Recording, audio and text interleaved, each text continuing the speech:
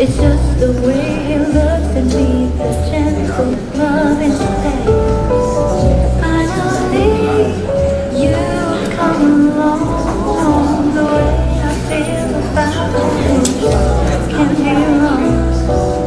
If you only knew the way I feel about you, I just get decided.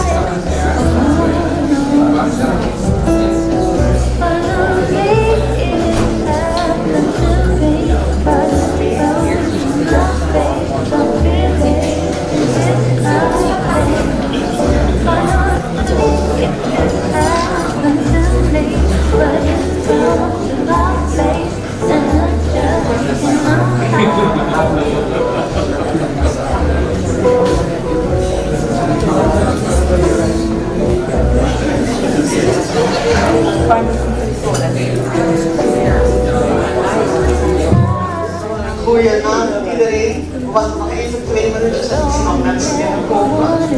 En dan gaan we beginnen. Is dat oké? Stel je voor dat je zou zeggen nee. Want dan...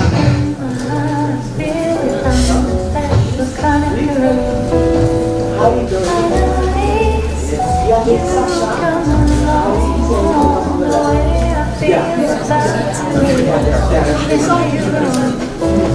If you only knew the way I feel about you, I just didn't finally it happened to me, right in front of my face. I'm feeling in this life. Finally it happened to me, right in front of my face, and I just cannot hide it. You just talk like this. Let's go over here together.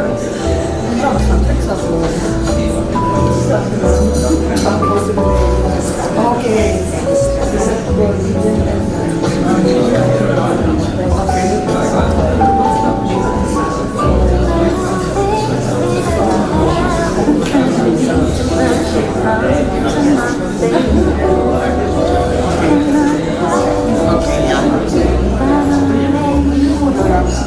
What's your phone?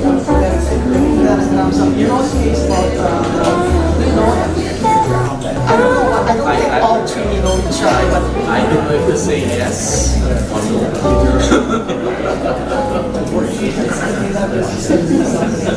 I wouldn't have his email address, but I know of his. okay, you know. And I hope he enjoyed his time in the Suriname street. That sounds so ominous. I hope he really enjoyed his time. Oh my God. Yeah. we'll talk.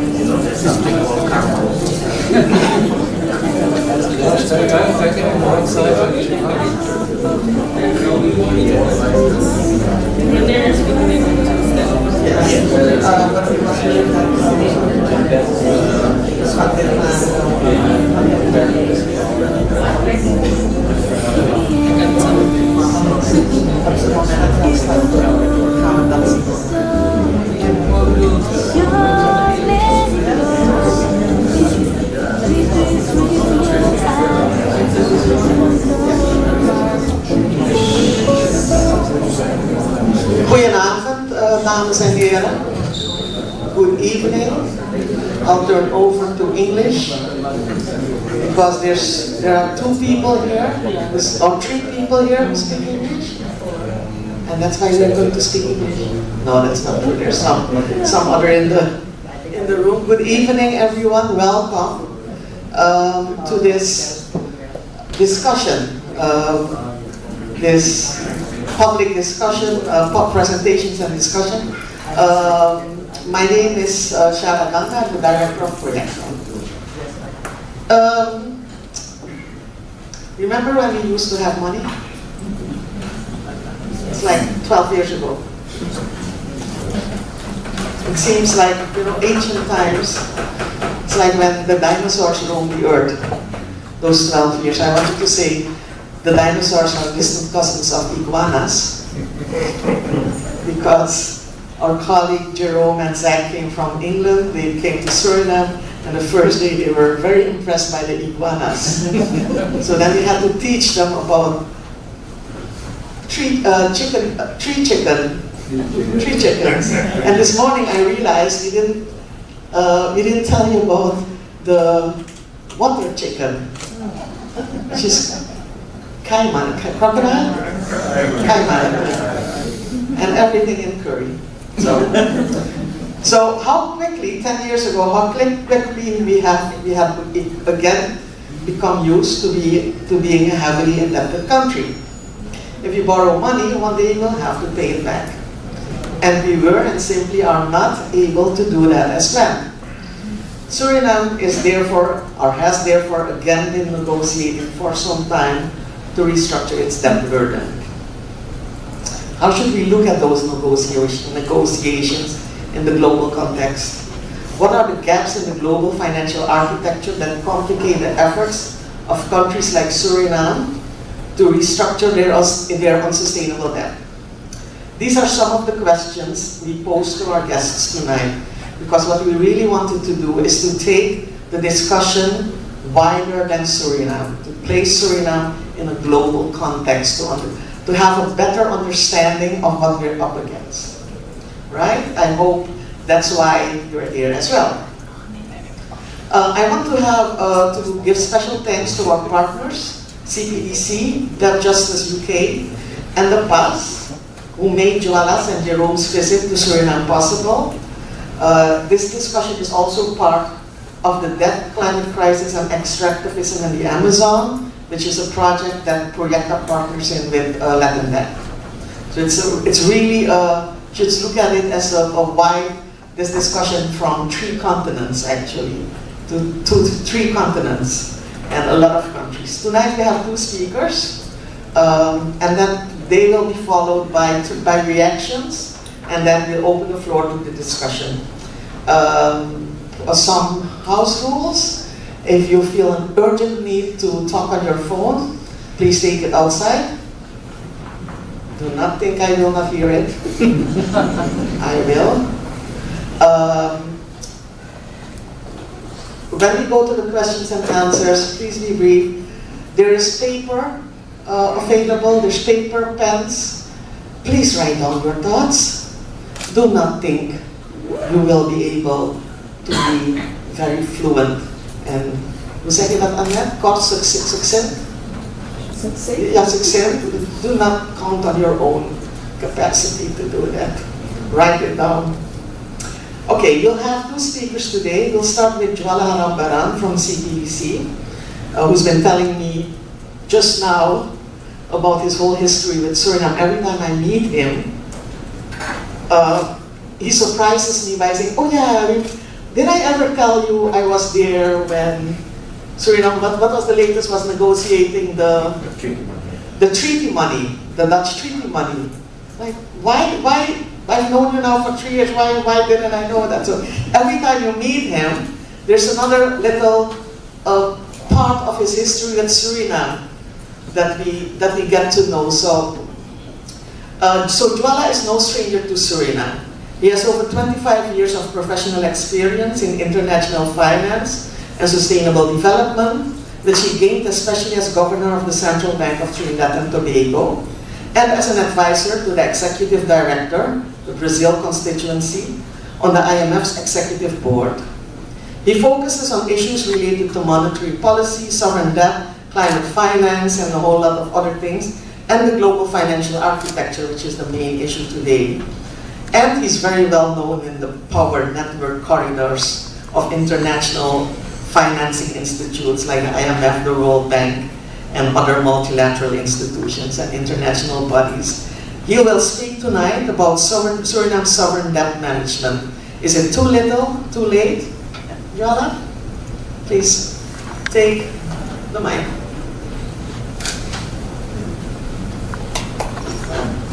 Thanks so much, Sharda, for that very flattering introduction. I was wondering who you were talking about. Who's that? Yeah, Who's that guy? Right? So, good evening, everyone, and it's certainly my pleasure to be here and to really speak to you around Suriname's sovereign debt crisis, which I know over the last particularly last 4 years, has been resulting in some extremely painful decisions for the people of Suriname. But tonight I want to not dwell too much on the past, and I want to focus more on where Suriname's crisis is likely to be resolved within the context of the global financial architecture, and with a message that you are not actually alone in this fight. And you will see as the presentation unfolds that you certainly have allies and you have coalitions that you could join, and it will help you along this particular path of dealing with debt. So I sort of titled the presentation after some long thinking, because I told Sharda it was too little too late. But then the more that I started thinking about it, it was more or less the lines of sink or swim. Right? Because I think that's how you all feel. You actually feel that to some extent you're drowning in this debt and you can't find your way back up to the surface to get oxygen. And I'm looking to see if I can at least pull some silver linings as we move forward to show you, yeah, there are things that could be done that will help you on this particular journey. So tonight I'll start with just explaining why this financial architecture at the global level is what we call unjust. It's unjust and unfair to countries like Suriname. And then I'll focus a little bit on how your debt crisis is actually severe and where are you in the context of small island developing states. And given where you are with debt, what are the prospects for really coming down to a level of debt that is comfortable enough, that does not jeopardize the growth prospects and does not incur more pain on the population. And then we start to really talk about what are these initiatives that we seeing happening on reforming the global financial architecture and where Suriname is likely to fit in that. And I'll talk about some policy recommendations I think that the government of Suriname should consider as we move forward. Right? Put the mic closer to your Yeah. All right. And then I'll just conclude with a message of hope, as I've said. So, where are you? This actually jumped.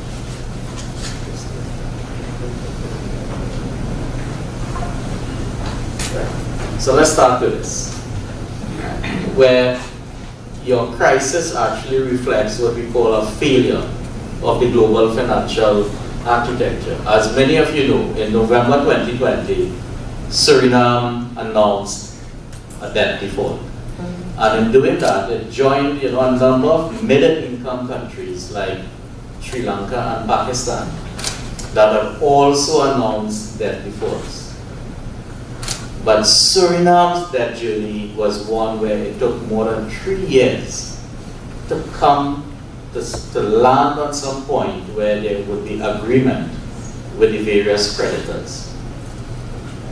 So what you see here is July 2020, when the President Santokhi and his coalition partners took office.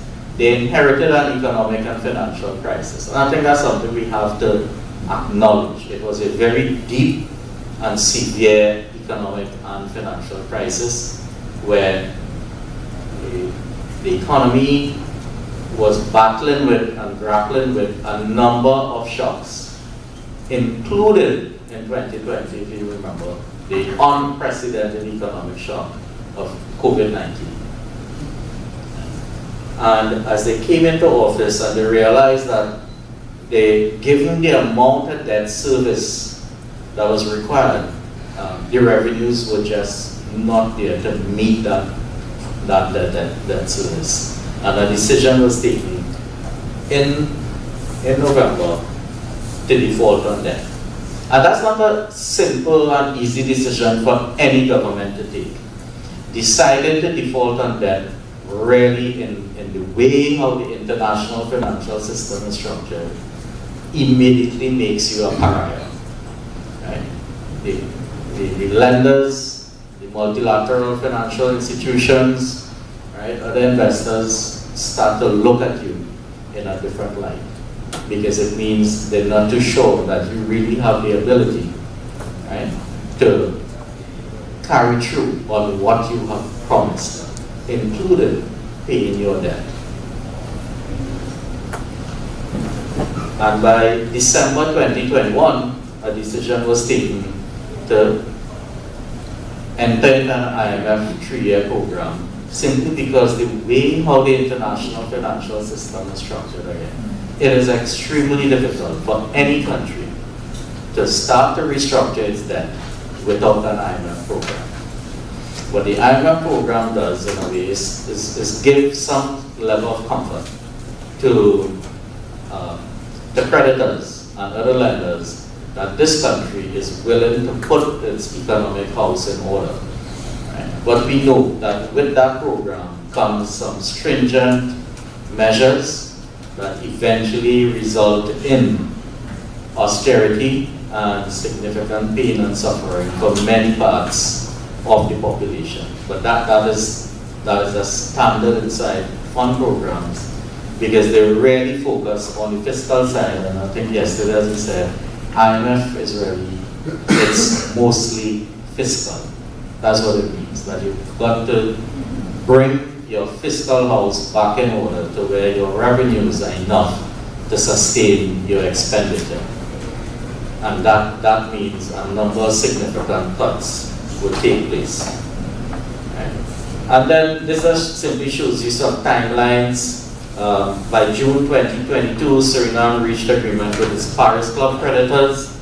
By the time we reached May, there was an agreement with India, Exim Bank, and then the most difficult part of the restructuring, which was reaching agreement with China and reaching an agreement with the Eurobond creditors. And that happened November last year.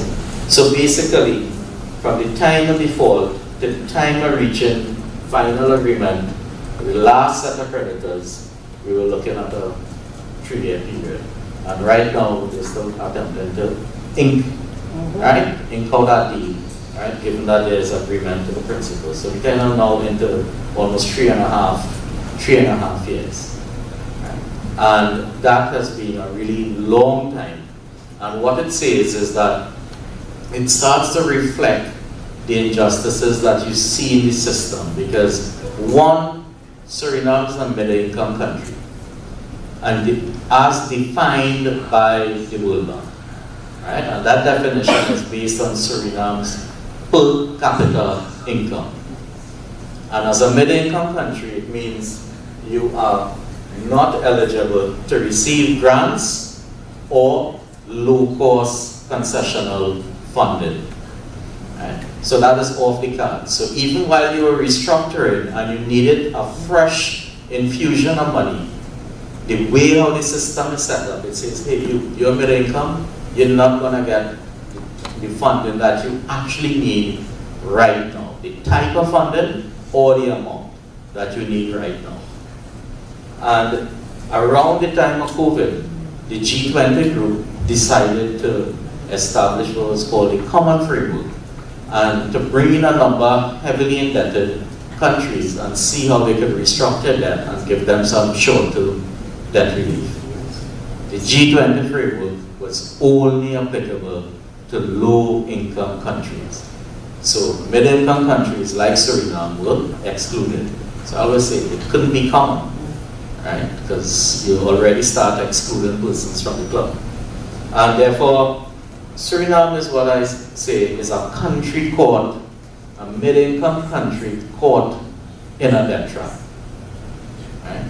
And it's how do you start to escape from that trap. Right? So this is where you are now in terms of your debt position amongst the small island developing states. And I know you'll say, well, Suriname is not an island. But your vulnerabilities and your economic characteristics reflect those of what is called a SIDS, and therefore you are classified in the UN system as a SIDS. And based on the latest numbers that come from the IMF at the end of 2023, right, Suriname ranked 6th in the world amongst all SIDS in terms of debt to GDP. So it is 6th highest. But you are also the 3rd highest ranked in the Caribbean, right after Barbados and Dominica. So it shows the severity of the crisis that you're facing, even with the restructuring that is coming through. Debt is still extremely high, and this is what your debt profile has looked like over the last decades and the projections going forward. What you see here, this is really key to point out, is that you are always here. This red line is your 60% to GDP debt matter, which is actually considered a sustainable threshold. There's actually research done in the Caribbean which suggests that if you move beyond 60% to GDP, countries start to feel the pain in terms of growth, in terms of development, in terms of inclusiveness, right, in terms of the social issues. So we generally use this now as a threshold to see where that is comfortable. And up to 2014, 2015, you were actually well below 60%. And then 2016 was a year in which there was a tremendous borrowing spree. Close to about $1.5 billion US were borrowed within the space of 1 year from various creditors, from China, from CDB, from IDB, and Islamic Development Bank, a few private companies, and then the most important one when the 2026 Eurobond was issued. And that was a significant amount. So significant borrowings took place that caused a massive jump. And by the time you reach into 2019 with some of the borrowing, your debt had been. And as we reached into COVID and we knew the impact of COVID and spending had to take place, debt itself had now reached almost 140% of GDP. Right? Now, with the measures put in place since consistent with the IMF program, you've seen debt come down. Right? This is now the projection. This is what the IMF expects debt to look like over the next 10 years in Suriname.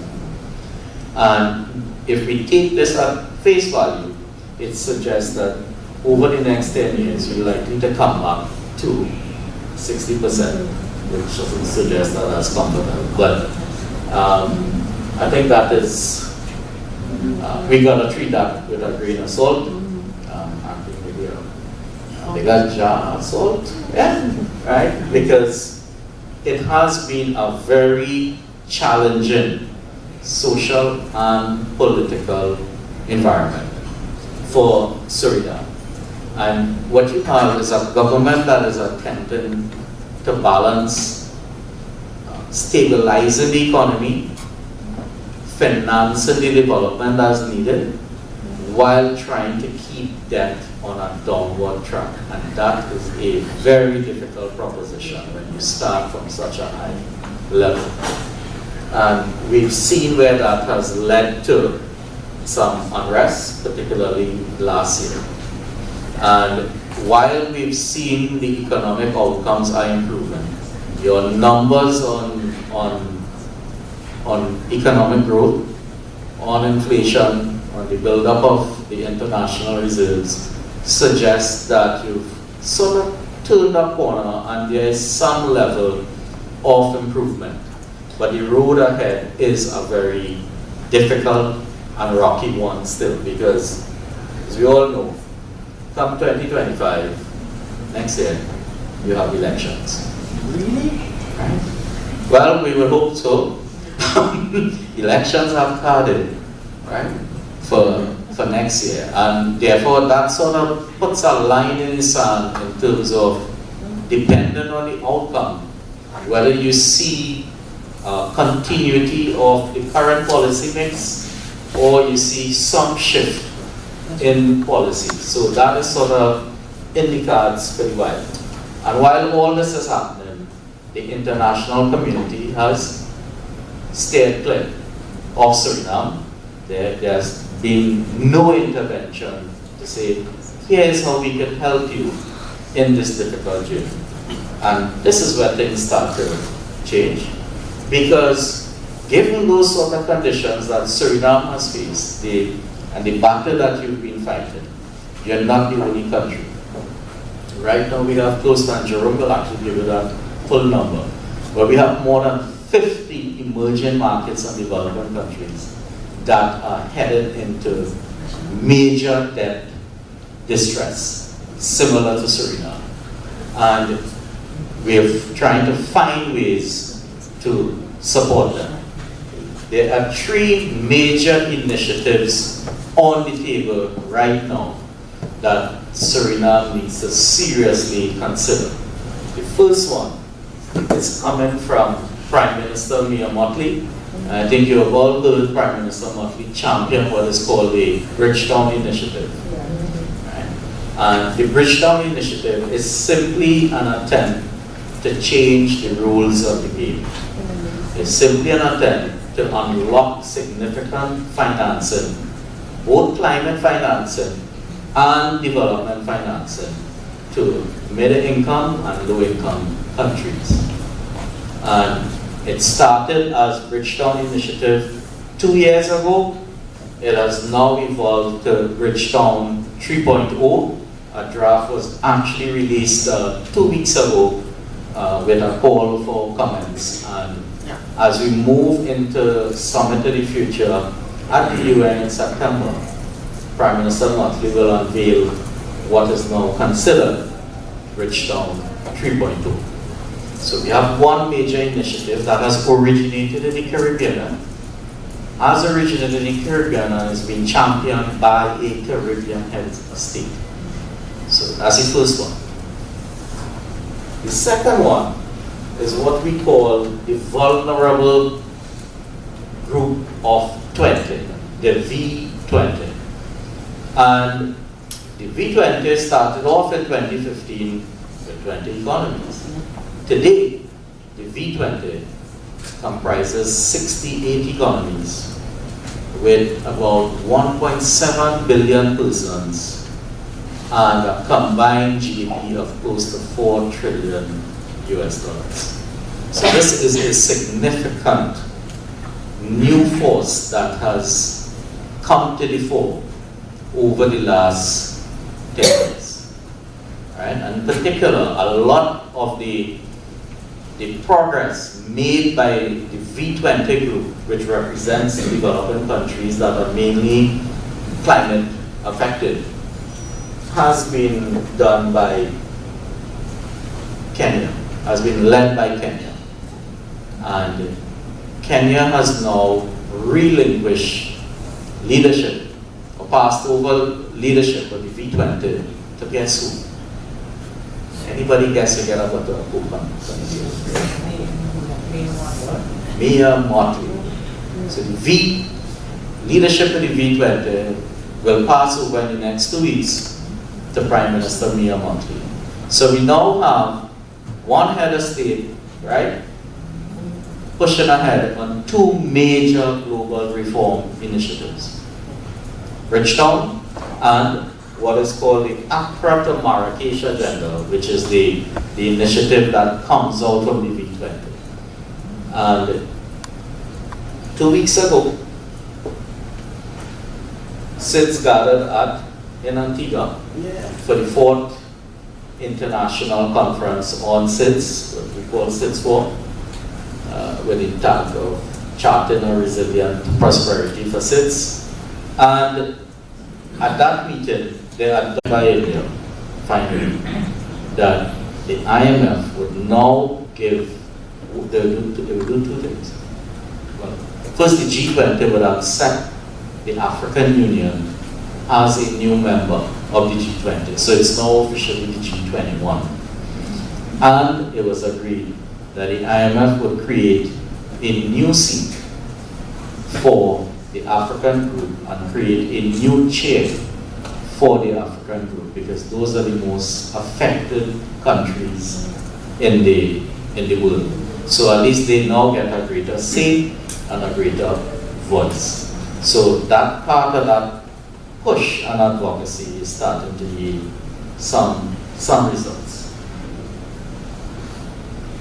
The next part is that the advocacy is around an increased volume of low-cost grants and concessional finance, because loans are not going to cut it. Loans put you in more debt. So we're asking for grants, and if we have to borrow, it has to be low cost, meaning extremely low interest rates, somewhere all the way close to 1%, with some moratorium and over at least a 20-year period. That is what we're looking for. Not like where a Eurobond was issued and it was within a 9.75%, for year 10. That was the first one within a decade. Right? So we're looking for low-cost funding. The third is that while we're doing that, we need to ensure that institutions like the IMF, the World Bank, and the other multilateral development banks, like the IDB, are not only bigger, but better in terms of operation.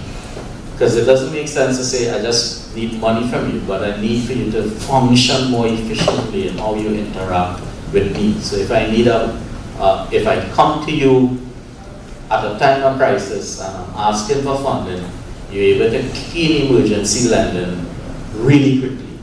Or if I have a project, it is a project that makes sense for the country.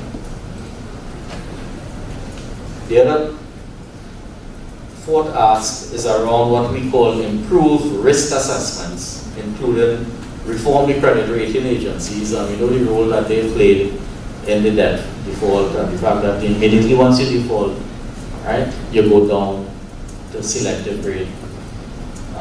But we also ask, if there's two things that are critical.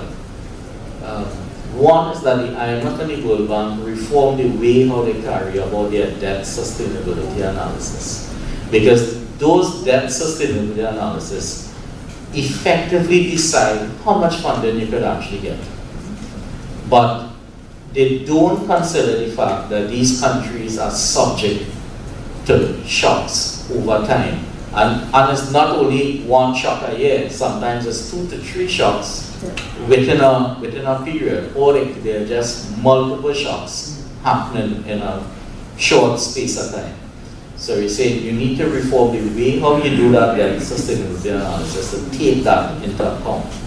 And that means this notion of what we call a multi-dimensional vulnerability index has to come into play. We can't just look at per capita income and say, you are a middle-income country, you're not eligible for concessional lending.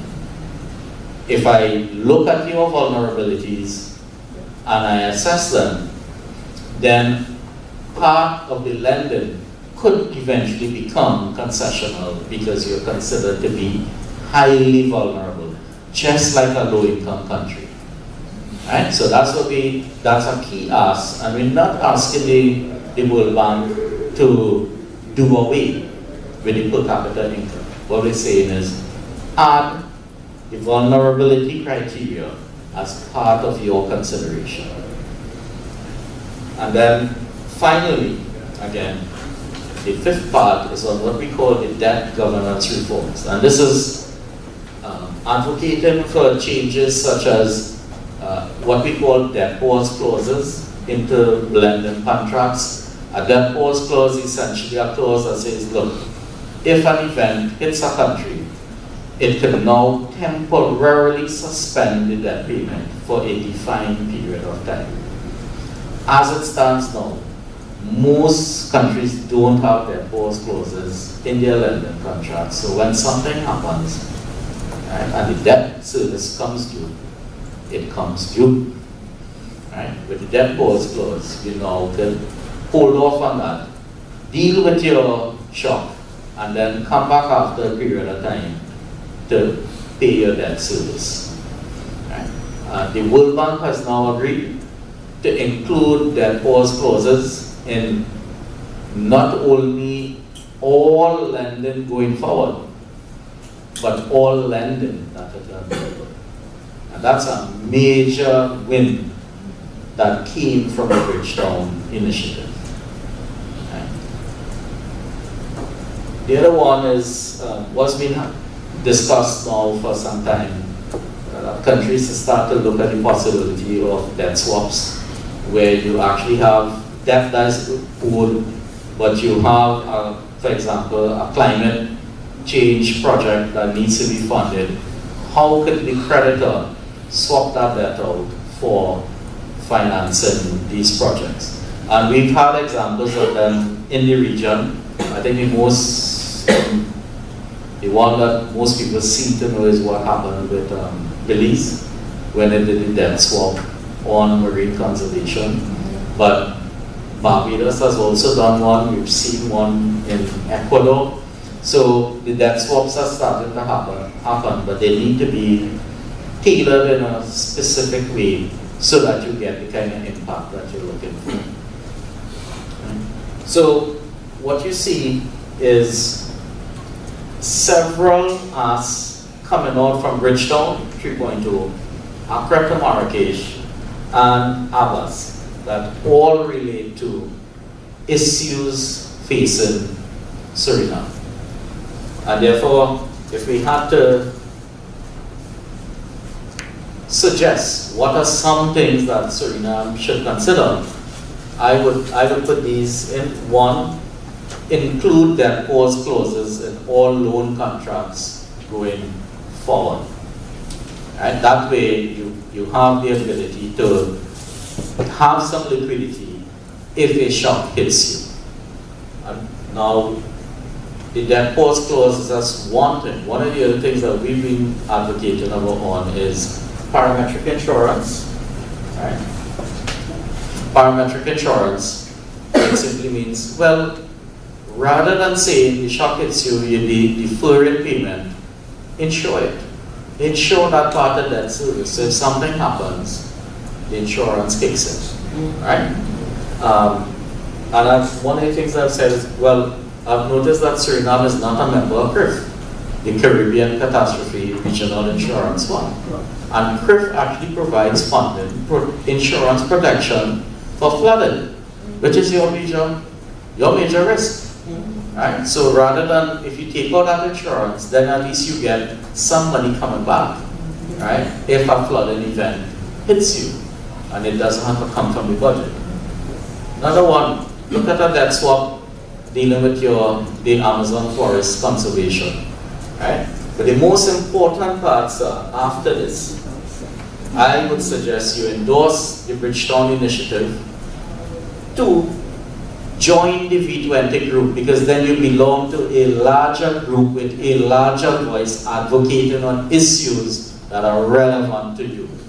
And if anybody was here from government, I'd tell you, stop by me after and I could sign you up.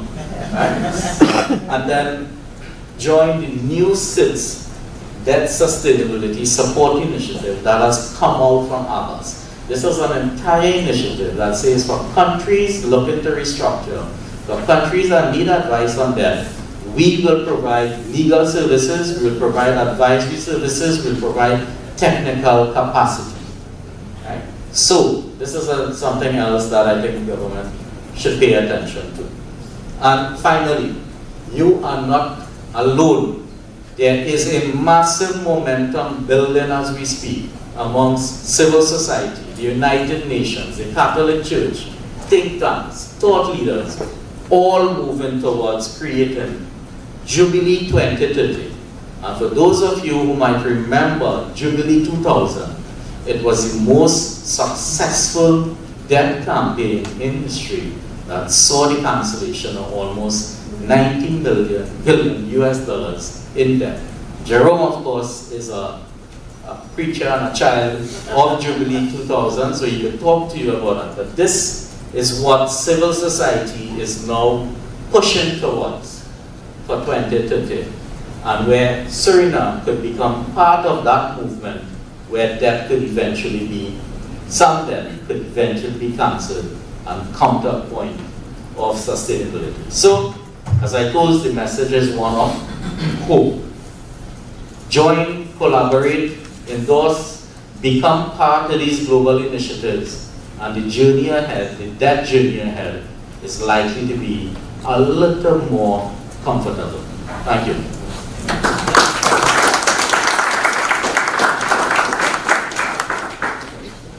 Thank you, Jwala. We'll move immediately to Jerome, the child of Jubilee 2000. Jerome.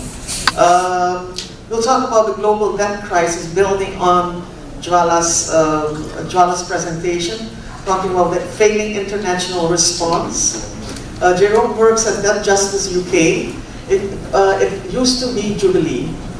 UK. And he's been head of advocacy at Debt Justice UK since February 2021. And I think one of the first things he was part of was a Zoom meeting with me in it, which was actually my first time in a Zoom meeting with around the IMF thing. And I was pushed in this meeting because I was invited to... My colleague Zach and I are in Suriname, enjoying Suriname for the first time. We don't have a long relationship with it beyond my very memorable IMF meetings with Sharda. So yes, we've been enjoying looking around Paramaribo and meeting the tree chickens, hoping not to make the acquaintance of the water chickens. So as Sharda explained, we're from Debt Justice UK, which is an NGO based in London, which works as part of the global debt movement alongside allies from civil society across the global south in every region. Until recently, less so in the Caribbean, Reactor and PASS. So we aim to, we do research advocacy, public campaigning to build solidarity in the global north, in the UK particularly for us, with countries that are going through debt crisis, such as Suriname. So we aim to always be promoting the demands, the experiences coming out of countries affected. Hopefully getting those experiences to public attention and policymakers' attention in the rich countries where, unfortunately, many such decisions are made.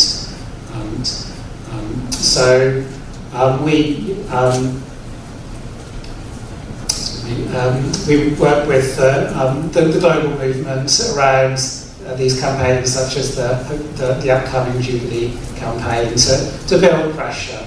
And for us, Suriname is globally incredibly important because many countries are around, as Joella said, Suriname is really not alone in this situation.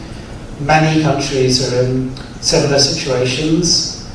Many countries have been looking at the experience of Suriname and delaying, avoiding going down that road because of the difficulties of that road. So for us, as we lobby for change to the unjust global system, the experiences of Suriname are really valuable evidence of the problems and the lack of a global system.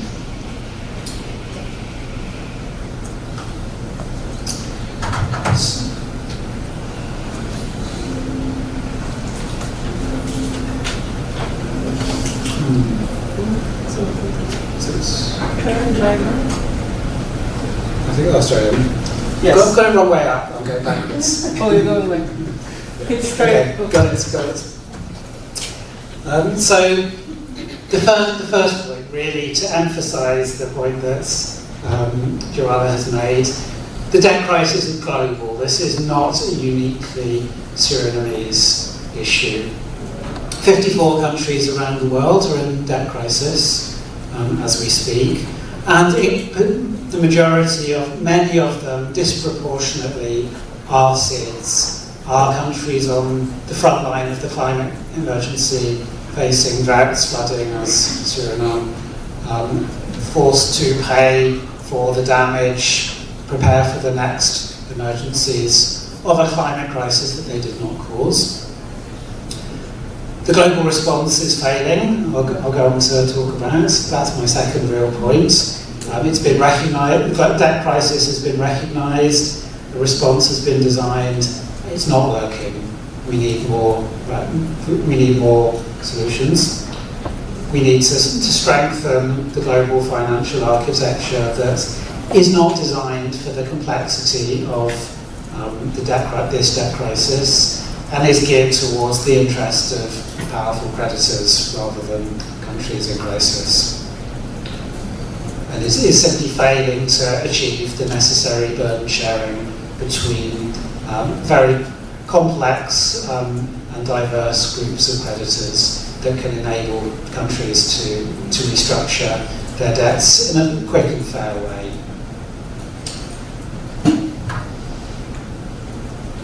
So to start with, to labour the point that the debt crisis is a thing, it's a global issue.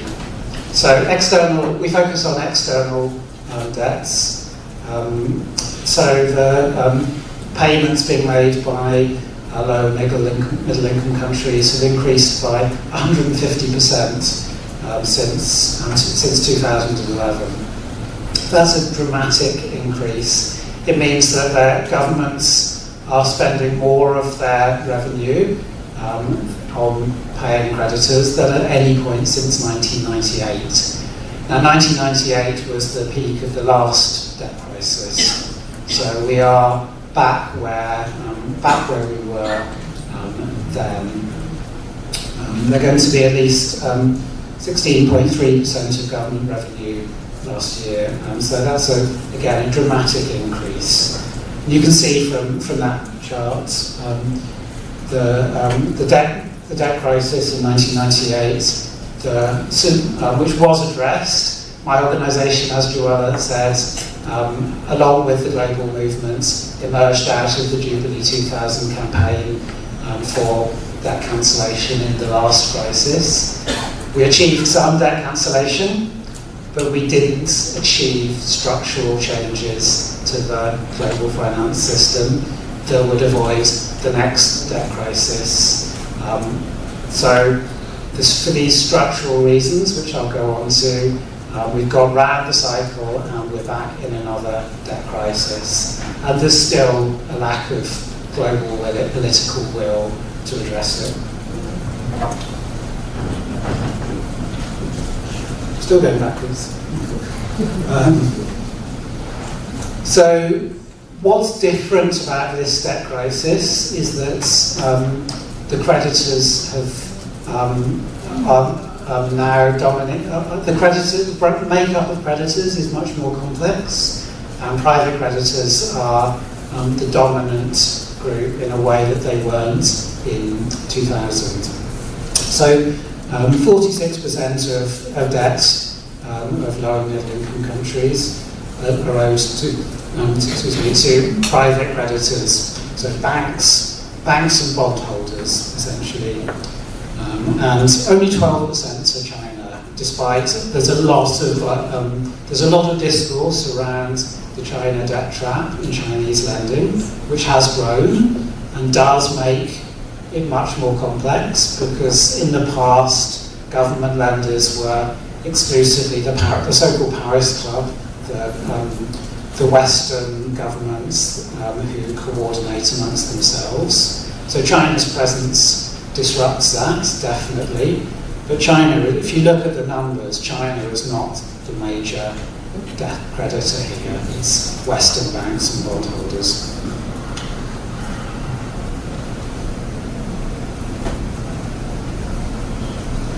And the next point to make is that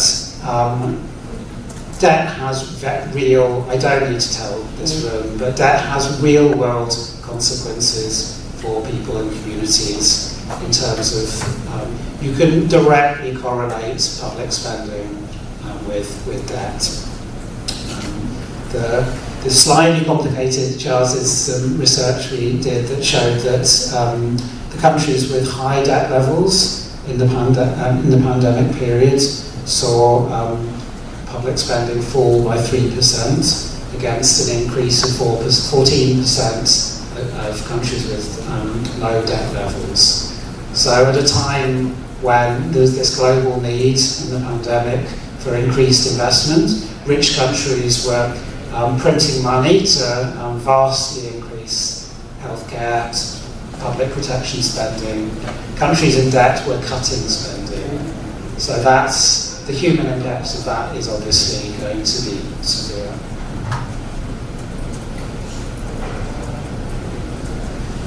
So to move on to the underlying causes and both the immediate triggers of the debt crisis. I'm going to pull back a bit to give a bit of the historical background to how we've got here, starting with the history of colonialism. Any analysis of debt that does not start by recognising that former colonies are not starting from an equal point with their colonial powers. That this is a crucial part of how countries like Suriname have become trapped in cycles of debt. The economies, as you know, colonial economies were not designed for sustainability and the interests of the colonised peoples. They were designed to facilitate resource extraction by colonial powers based on often monocrop, narrow exports-based raw materials and crops. So when independence came, countries had to borrow in order to start to develop economies, industry that worked for the people rather than foreign powers. So most countries are on independence from colonialism, but were very quickly borrowing, and very quickly, as commodity prices dropped in the 1970s, 80s, very quickly in debt crisis, and forced to borrow from the IMF, which led them further into debt and involved taking on the famous IMF conditionalities of the structural adjustment programs that left the economies even weaker, even more dependent on further borrowing, and more exposed to the unpredictable flows of international capital. So that's the structural adjustment programs and the growing debt led to the 80s and 90s debt crisis. The first major debt crisis of the post-colonial era, which was partially addressed through the ugly acronyms, the HIPC, the Heavily Indebted Poor Countries Initiative, and the Multilateral Debt Relief Initiative, which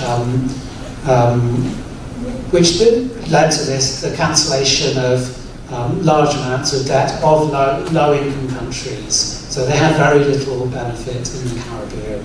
The benefits were largely felt in Africa and did bring down debt levels there to a large degree, but at huge cost. What happened was a protracted period of, in English we say kicking the can, postponing inadequate small steps that just delayed the large-scale debt cancellation that was necessary and that finally came in the early 2000s.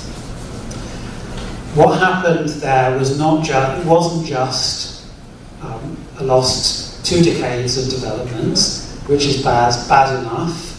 It was also a structural failure of the international response. If you look at the change in the makeup of the creditors in 1980 to 1984, so the start of the debt crisis, almost half of the debt was owed to private creditors, 30% to multilaterals, 2% to other governments. It's very, very similar proportions to the proportions we're seeing now at the start of the debt crisis.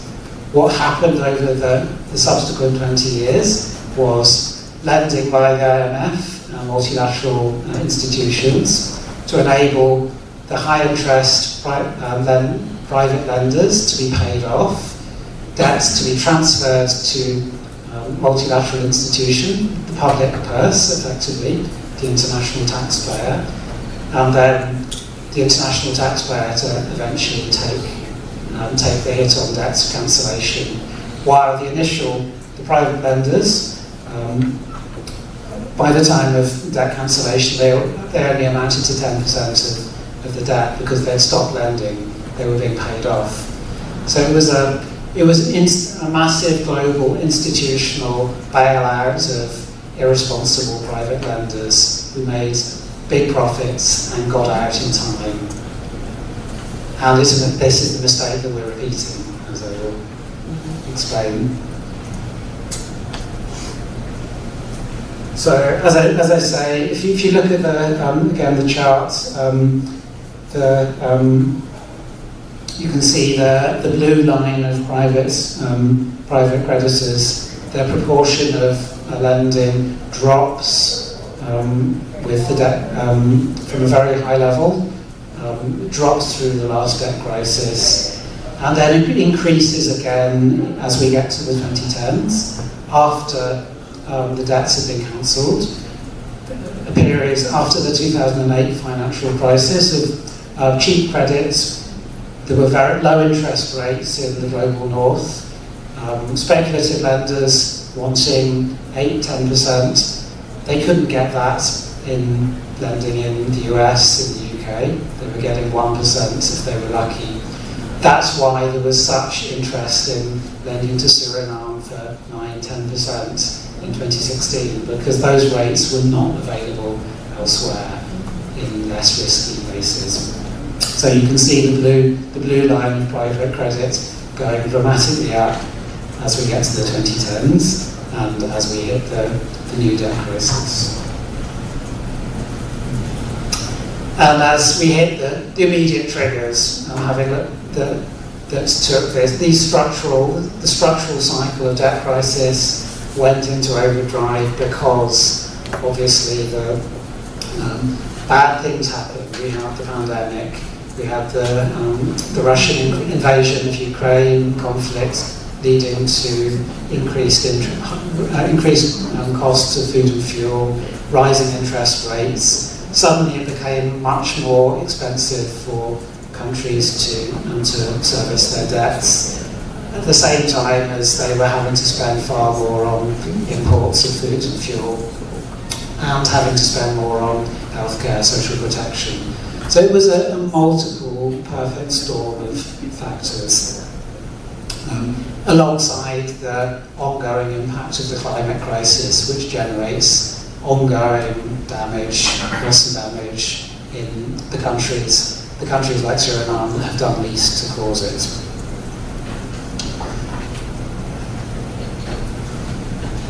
So moving on to the international response. At the time of the pandemic in 2020, as Joella has noted, the G20, as was, recognised that there was a debt crisis, recognised the need for a response, and took manifestly inadequate action.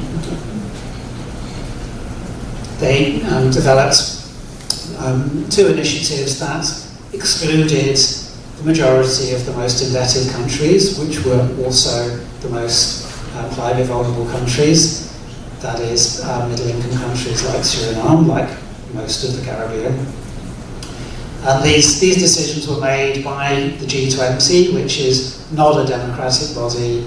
Even before the African Union was not then a member. This is effectively a club dominated by rich creditor countries managing the debt crisis in the interests of rich creditors to ensure that debts carried on being paid rather than to address it. So the initial step was the debt service suspension initiative, which simply postponed its ambition was limited to postponing some debt payments for the period of 2020-21. So it was not about restructuring debts, but simply giving a break. On its own very unambitious terms, it was a failure. Less than a quarter of the relevant debts were suspended. For participating Caribbean states, it was 3%. Why was that? Because Caribbean states have to borrow on private capital markets. Private creditors were asked by the G20 to participate, were expected to participate, chose not to. So again, governments suspended payments so that private creditors could continue being paid. This was followed by the common framework, which Joella has mentioned, which was more ambitious. It was intended to allow for restructuring of debts of countries that needed it, to bring their debts to sustainable levels. It required comparable treatment between different groups of creditors. So it required that private creditors should take the same comparable levels of the burden of debt restructuring as government creditors. But it was fatally vague. It had no timescales on how long the process should take. It excluded middle-income countries again, like the Caribbean, Suriname. And there was no new process to compel private creditors to participate. They'd already sat out the debt service suspension initiative, and the common framework. They've been very happy to fold their arms and negotiate hard for better treatment.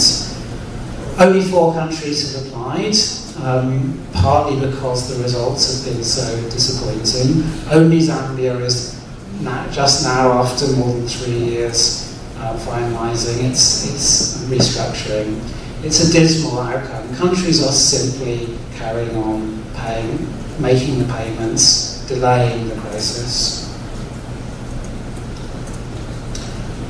And the role of, we argue that the role of private creditors is crucial here. They're consistently being paid first and losing less than government creditors, even though they have lent at high rates of interest in the first place.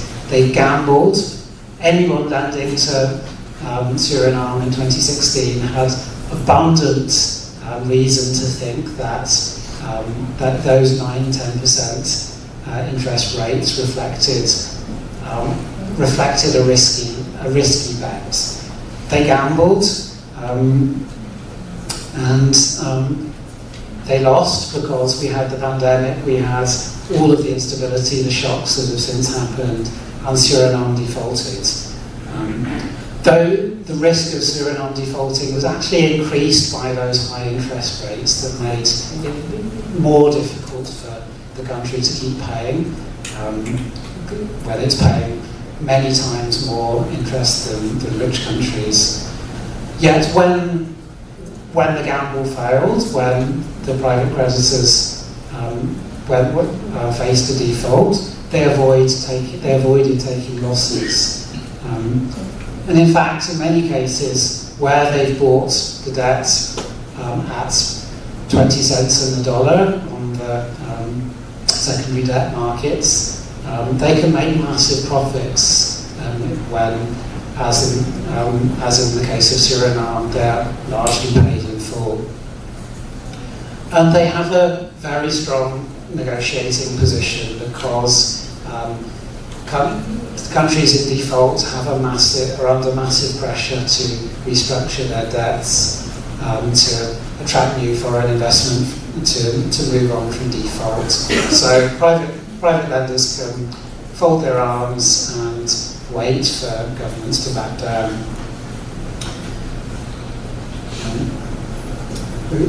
So even the IMF has found that restructurings have just been too little and too late. They haven't restructured enough debt to restore sustainability, and don't even allow countries to restart borrowing in the private financial markets. And Suriname is the perfect example of this. This is why, when I'm in my work in the UK, I talk about Suriname all the time, because the experiences of this country highlight all of the problems of the global system. The high interest lending, the hardball, the difficult negotiating strategy of the private creditors, and the very generous deal with the 30% of future oil revenues. We calculated that the post-default deal gives private creditors $170 million more than they would have got if they had played it safe and bought US government bonds. So it's a classic win-win situation. If the country doesn't default, they win. If the country defaults, they still win. It's a high stakes gamble where there's no way for them to lose. So to close, the global debt movement has a series of demands about what needs to happen to address these shortcomings in the global debt architecture. Fundamentally, we need a global debt workout mechanism comparable to bankruptcy for companies and individuals. There's no rational reason why states who can't go anywhere, can't disappear, should have no means of, no bankruptcy process to enable them to cancel debts and restart in the way that companies can. And in the short term, the common framework needs to be strengthened with mechanisms that would force private creditors to participate, to take equivalent, comparable haircuts, provide equivalent debt cancellation to government and other creditors. And alongside that, we need grant-based finance, including climate finance, at the levels that have been repeated, far beyond the levels that have been promised and not provided by rich countries. And that needs to be taking into account vulnerabilities such as to the climate emergency, so that it's not only income levels that are the only criterion for access to grants and cheap finance. Countries that are on the front line of the climate emergency also need that. And the last point, that our focus in the UK is this anomaly that almost all private debt contracts are sovereign debt contracts are governed by English or New York law. So there's achievable legislative changes in those two countries, jurisdictions, that could change the balance of power, force private creditors to participate in the common framework, in debt negotiations outside the common framework, at the level that's expected. So there's a lot of campaigning in both countries. New York came very, very close to passing a law on Friday. It failed on the last day in the New York Assembly, but they're hoping to pass it next year.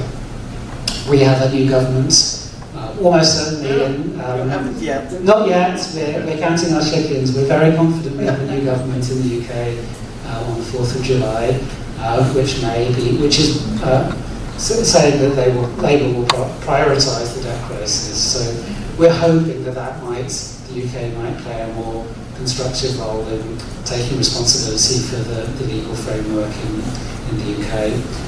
But it's a big challenge, and it does need, the global debt movement needs stronger Caribbean presence, needs Surinamese voices able to talk about your experiences, the experiences of communities here, to show just how pressing is the need for substantial reform of the failing global debt system. Thank you. Thank you, Jim.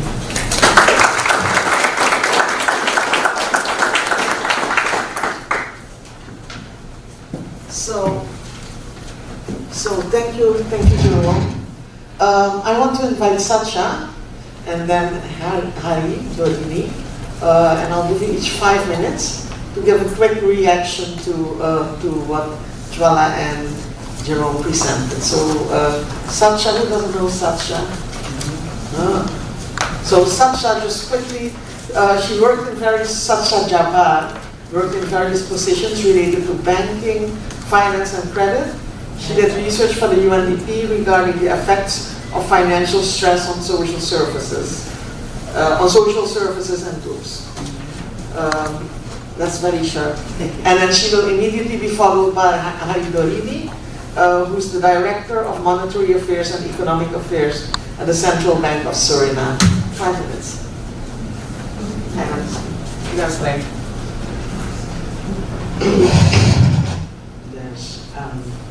There's not a lot of reasonable to be said in 5 minutes, right? What? But, okay, yesterday we had a pre-meeting with civil society, and that's when it was made clear again how necessary and important and a must it is to restructure our debt.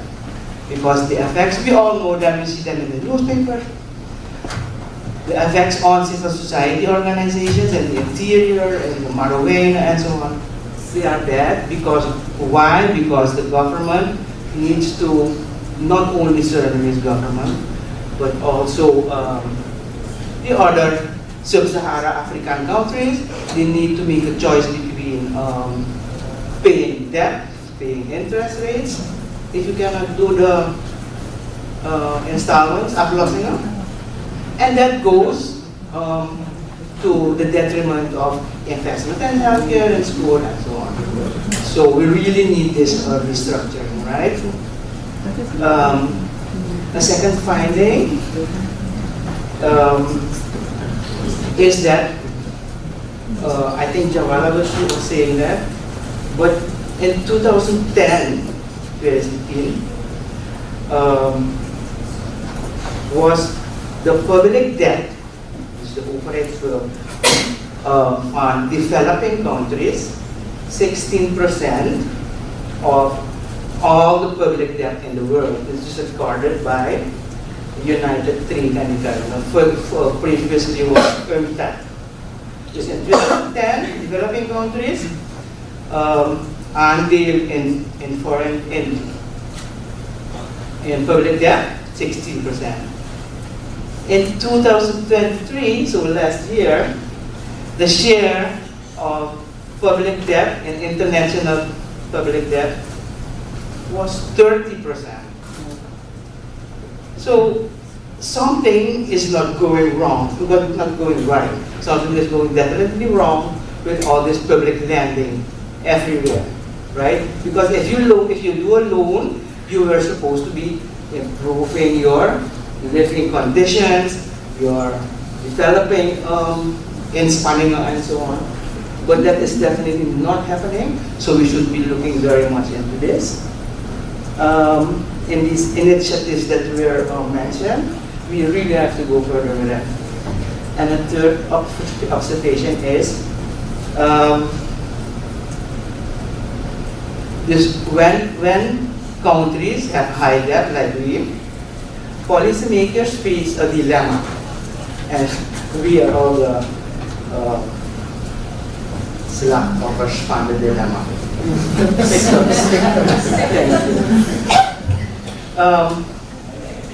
Either you conduct spending on interest, I'm not talking about repayment, interest, you conduct your government spending to be able to pay your interest, or you accelerate investment in high return projects.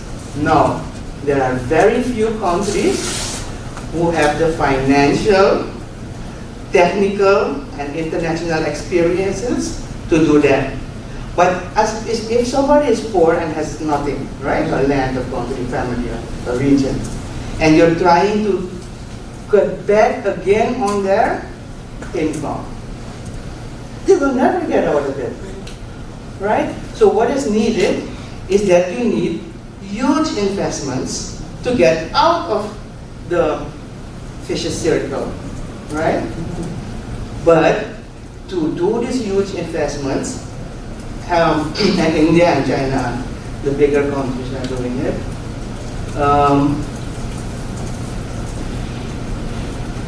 you need very high technical skills, management skills, government skills, public-private sector cooperation, national and international. And in fact, the World Bank and the IMF modeling confirm that the option of accelerating investments instead of cutting back on spending is more effective in getting out of the debt. Right? You can remember Suriname. You moet iets gaan doen to earn more money, right? So this is logical, and we have confirmed that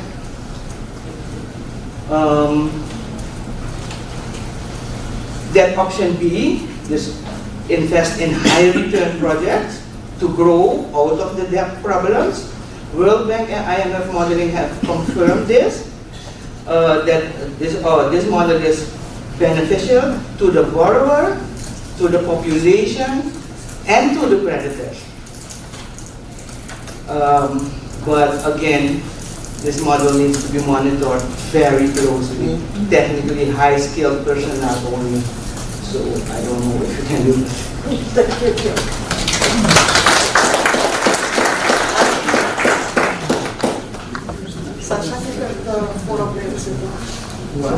I just want to ask, is there a chair next to you? We'll get a chair for Harry. Harry.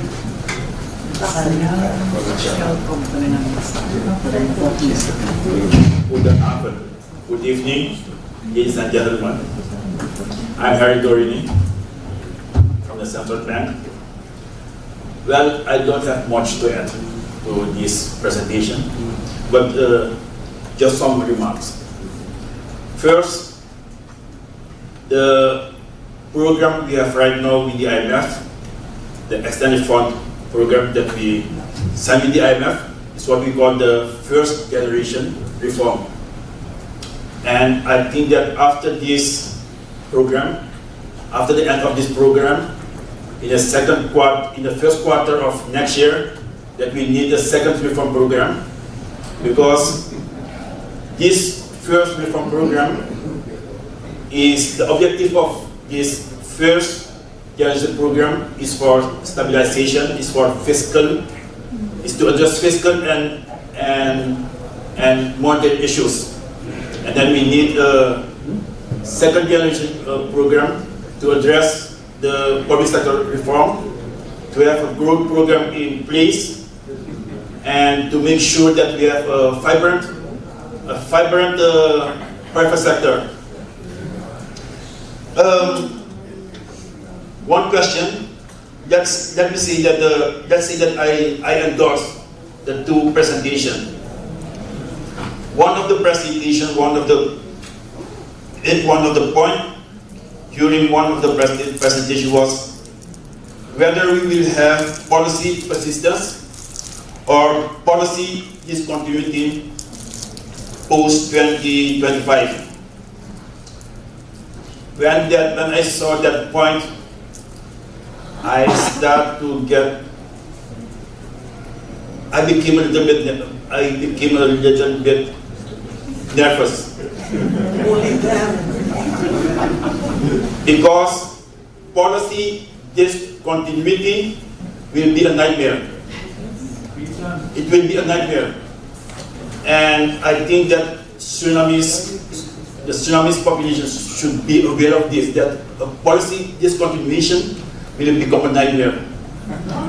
And policy continuity, we have to do that, and to ensure that we have good governance.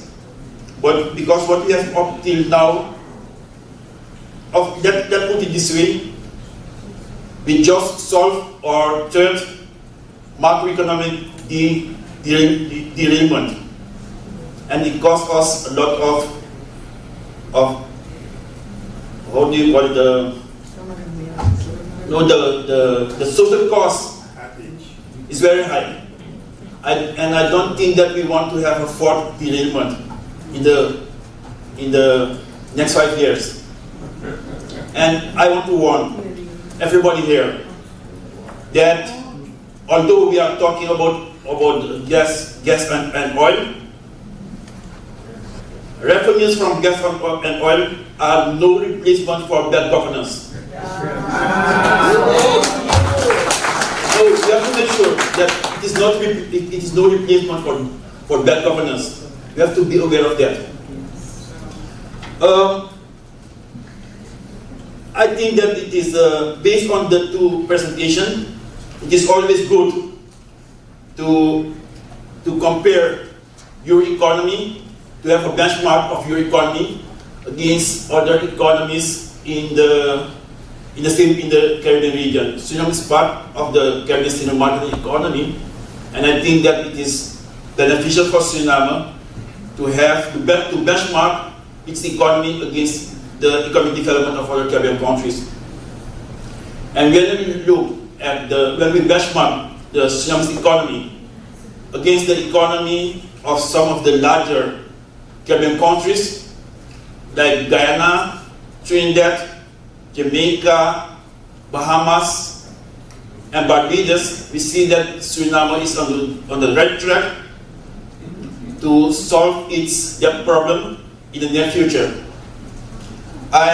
Because we have, right now we have in place that government operation is not a disturbing factor anymore, and it should not be a disturbing factor in the near future. And that's based on good governance. What we need in Suriname to solve our debt issue in the near future is strong economic growth. Strong economic growth.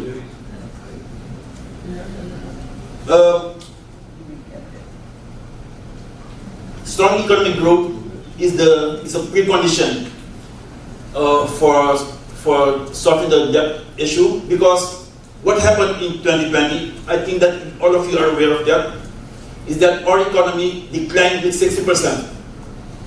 It's the largest decline in the economic history of Suriname. It never happened before.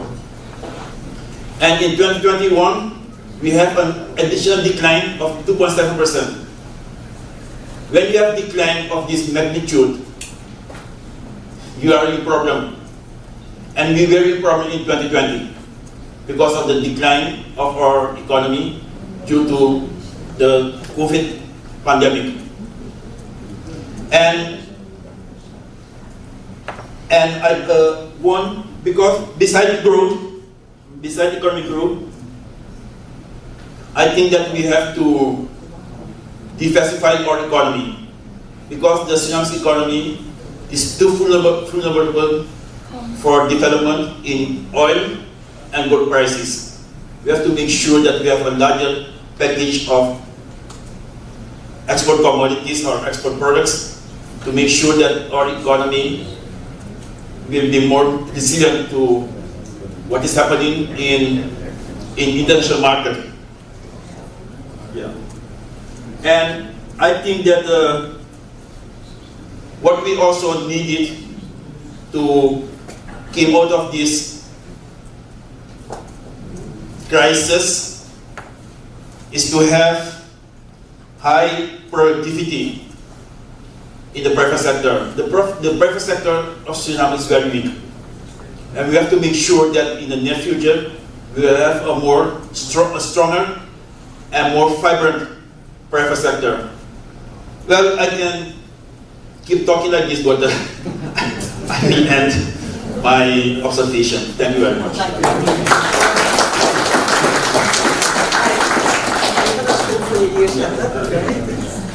Als je dat goed vindt. Thank you. Er is geen pauze. Ja? Wie wil een pauze?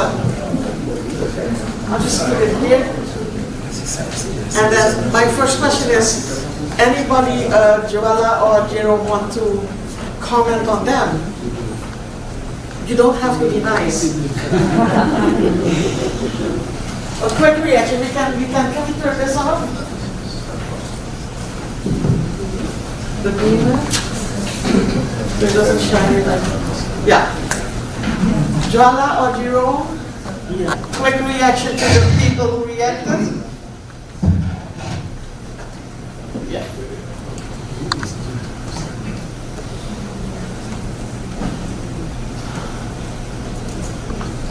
Is it on? Okay. Rasha, can you follow?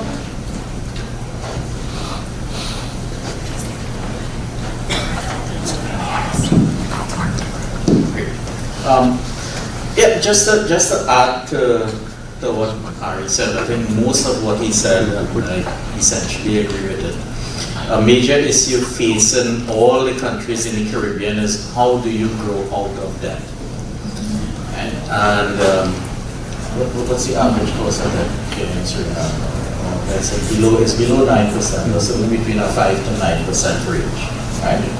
Therefore, it means you've got to grow at least 5% in real terms sustainably, at least over the next decade.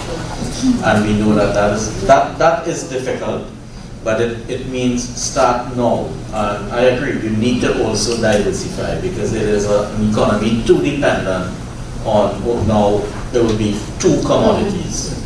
Right? You've got to find sources, new sources of growth that can help in that diversification, and also with an outward orientation, because at the end of the day you want to generate foreign exchange. Right?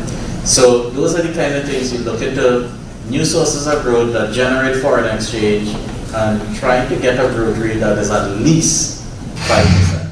Right? It's a tall order, but it means that you have to start the work and identify those and put things in place. I agree. A lot of this heavy lifting now has to be done by the private sector. Right? The government has done its part. I mean, we could always have some disagreements and discussion on how much and how far, but I think it has done significant heavy lifting over the period of time, and I see that as a almost like an independent person that's watching what has happened in Suriname. But going forward, also a lot of those initiatives that I talked about, I think you also need to become part of that, because don't remain in a sense almost isolated from what is happening, because the strength is actually in the numbers now in terms of dealing with these changes in the global financial system. Thank you, Jana. Jerome? Yeah. Okay, we'll go to questions, but I have a question first for Jwala and Jerome, because you mentioned, Jwala, that Suriname needs to join the initiatives, and in your opinion, well, you two are more involved in the at the international level. Do I understand that Suriname is not really present in those spaces, or? Well, the V20 space, Suriname is certainly not in it because it's not a member, and that's why I said I think it's important to join. There are already 7 countries that are members, Caribbean countries, that are members of the V20, and I expect that as Prime Minister Motley takes over leadership, she will push to ensure that at least as many CARICOM countries join on to the V20. So I think there's a perfect opportunity here. The Bridgetown is not something that you join in a sense, but you could endorse. Right? So that I said, endorse that for the principles and what it stands for. But what is also key is really the SIDS debt service initiative that has now been added on to the SIDS Abbas agenda. As I said, that is key for countries in the Caribbean who don't have the technical capacity to deal with sometimes, let's say, private creditors, right? Where you have to now negotiate these debt contracts. That initiative is now meant to provide one, as I say, legal support, advisory support, right? And just general, even building out technical capacity at the levels of the Ministry of Finance and the Central Bank. So I think these are, extremely key, and they've been well thought out initiatives led by, this one in particular has been led by Antigua and Barbuda and the Maldives, right? So we have since taken action to try and reform the system, at least help themselves along the way. Just to underline, I think creditors are organised. The Paris Club is effectively a cartel, coordinates between government creditors in their own interests. Private creditors, in every restructuring, they form a creditors committee and coordinate their positions. Suriname, when it restructured, is alone. Ghana is alone. Sri Lanka is alone. Governments need to coordinate. V20, these spaces where debtor governments can develop shared positions and try and build their power base to shift the international system incrementally in their favour is crucial. Okay. Wie? Zullen we direct naar haar staan? Meneer Sang, meneer Sang, meneer wiens naam ik wel hoor kennen, de Leon, nee, Energy Chamber, en dan meneer Van Dijk. Meneer Sang. Yes, thank you, Mashada. Knowing Mashada, I'm going to get a few minutes, so I wrote down all my comments. Thank you for the comprehensive presentations. And I was in Trinidad for the IPU meeting, and it was a meeting about climate change, but it's more focused on the small island developing states, much like all the global initiatives that you mentioned. And the problem all the countries that were raising was that although there's a global fund where you can get money from, the requirements that a country has to comply to get the funds are too strict and mostly unachievable, actually. And I wanted to add the fact that we in Suriname, we held a HFLD conference on climate finance in Suriname in 2019. HFLD stands for High Forested Low Deforestation Countries. There were 22 HFLD countries attending, and many international organizations like the World Bank also. And I want to invite you to visit the website www.hfldclimatefinance.com for more information. The conference resulted in the Krutu of Paramaribo, that was a declaration that was adopted by the United Nations. And it had much similarities with the Bridgetown Initiative 1.0. So I want to plead to include the HFLD countries with these initiatives because the focus is more on the small island developing states. And the difference with the islands is that Suriname and the HFLD countries, we are already conserving our forests. And for instance, Suriname is one of the 3 carbon negative countries in the world. And we chose not to cut down the forests to get out of the debt. And that should count for something, to get out of our debt crisis. But why are these global initiatives only considering countries that have already polluted to reforest and all those things? You know, it's the other way around. That is why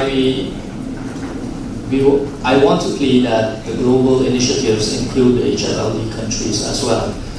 And there was mention that the global response is failing, but I think that it is non-existent to HFLD countries, and because they are conserving their forests. And the focus is not on those countries, but on the polluting countries. And the lady speaker, sorry I forgot the name, he mentioned that you need to either cut back on government spending or you need to do high-risk investments. If World Bank and IMF both say that, it is more efficient to cut back on government spending, then I'm very worried because we haven't seen both done by this government. No cutting back in spending and no investment in economic growth.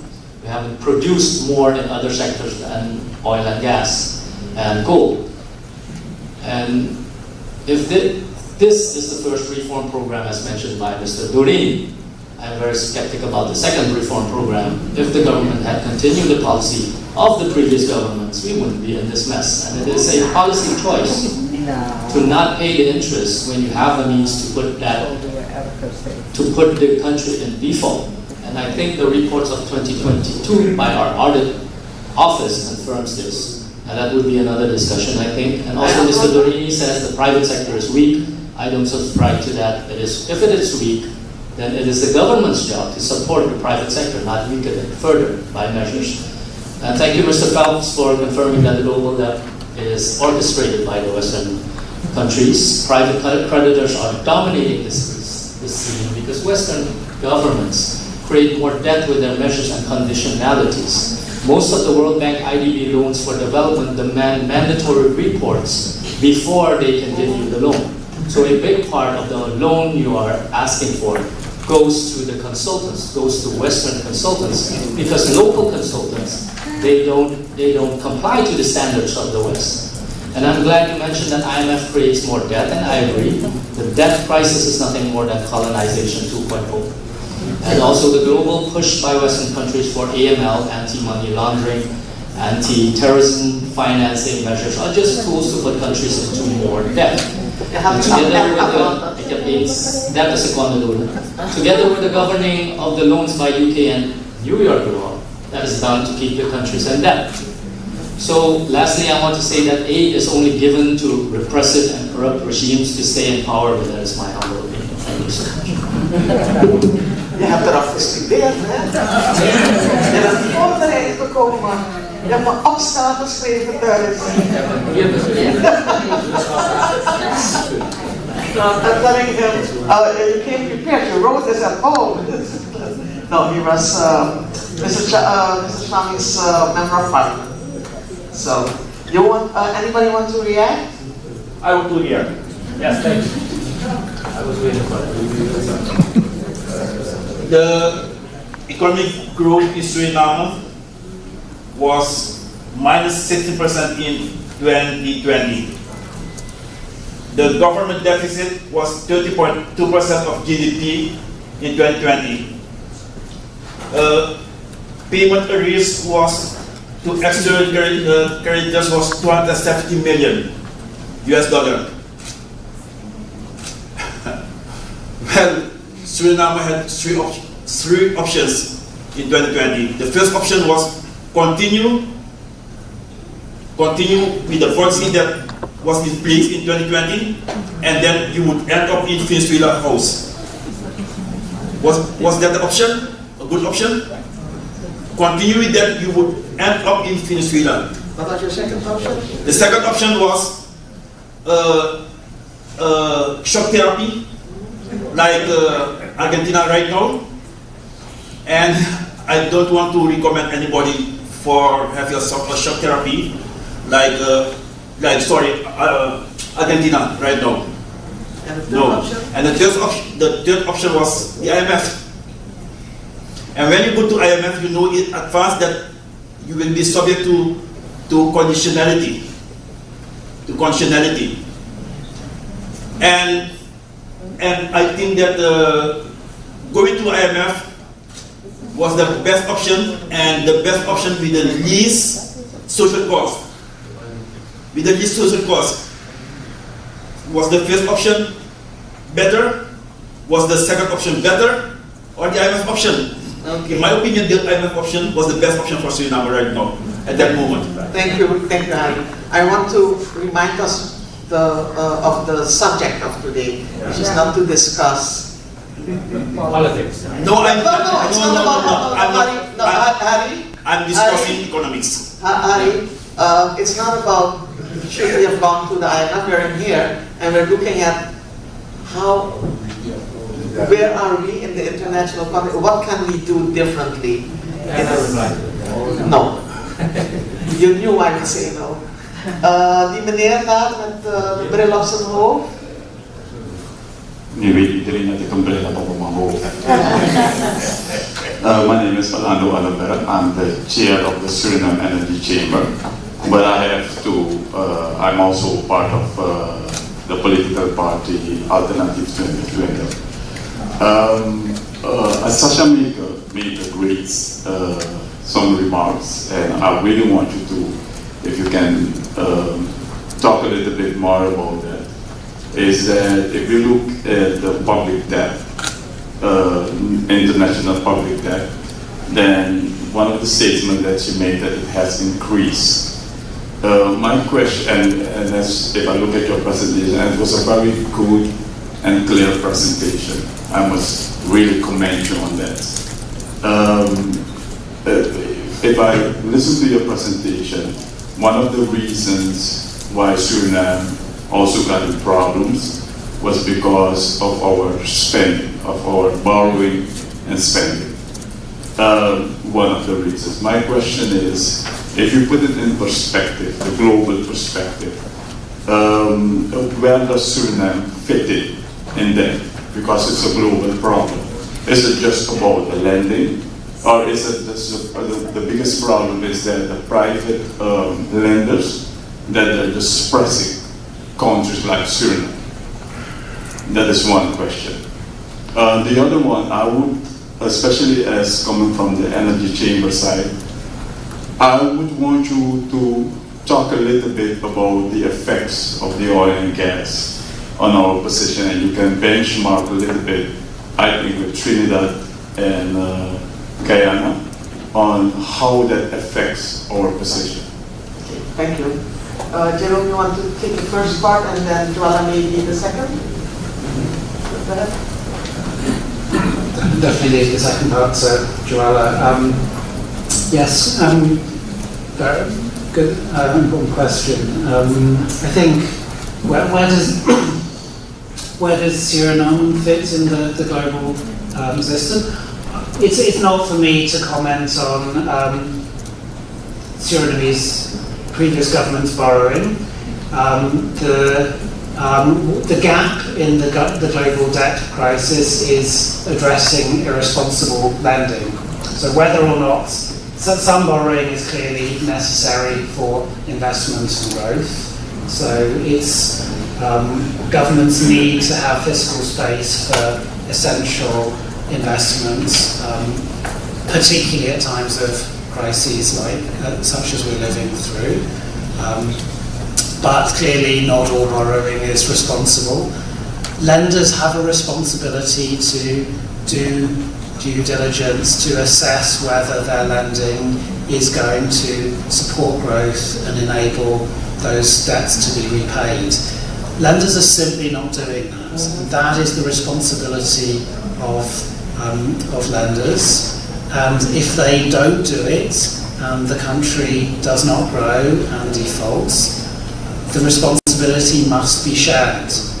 And that is the gap in the international system. So I think Suriname's situation really shows the irresponsibility of profit-seeking lending, chasing high interest rates with no interest in whether this is serving the benefits of the people. Thank you. Jala? Yeah. All right, let me deal with the Guyana case on oil. And with all the talk about this oil bonanza in Guyana, we seem to forget Guyana is still the second poorest country in the Western Hemisphere after Haiti. Right? Therefore, Guyana is starting from a very, very low base. One, in terms of its social indicators, and two, the fact that it has extremely poor infrastructure. So Guyana has to, when it uses that oil revenue, it has to use that to start to build out infrastructure first, and then find ways to ensure that some of that revenue actually reaches down to the man on the street and to be able to build out a middle class. Guyana does not have a middle class, right?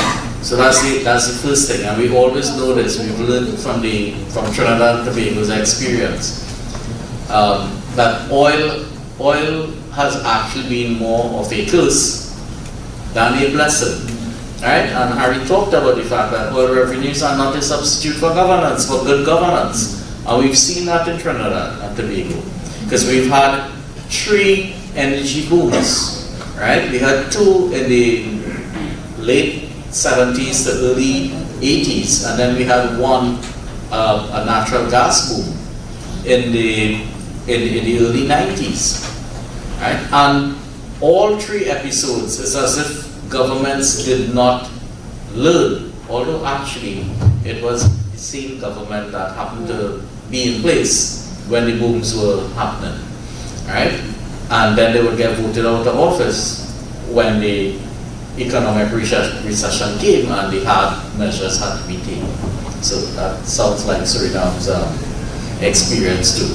So at the end of it, this comes back down to good governance. What are the guardrails for good governance in Suriname to ensure that that oil revenue is used prudently, wisely, and in the interest of all the people of Suriname? Yeah. Thank you. Meneer Van Trick. Good evening. Honorable Jabaran, Mr. Phelps, Mr. Dorini, and Ms. Jabbar for your presentation. It was a fundamental thing that was necessary in Suriname, I suppose, especially from the outside world and how it looks to the Meneer Van Dijk, ik denk dat je of meer naar voren of meer naar achteren moet. Want je bent denk ik doe alsof ik technisch ben, hè? Je staat vlak voor die speaker, ja. Okay. Well, first of all, I wanted to talk about the colonial side of debt, which is keeping. Perhaps it's my telephone. It's the colonizers.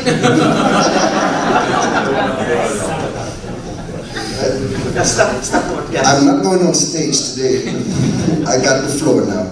So, my question in this perfect storm, because it's towards the Honorable Mr. Suriname, is that Trinidad turned down the IMF of letting its currency flow at free market work.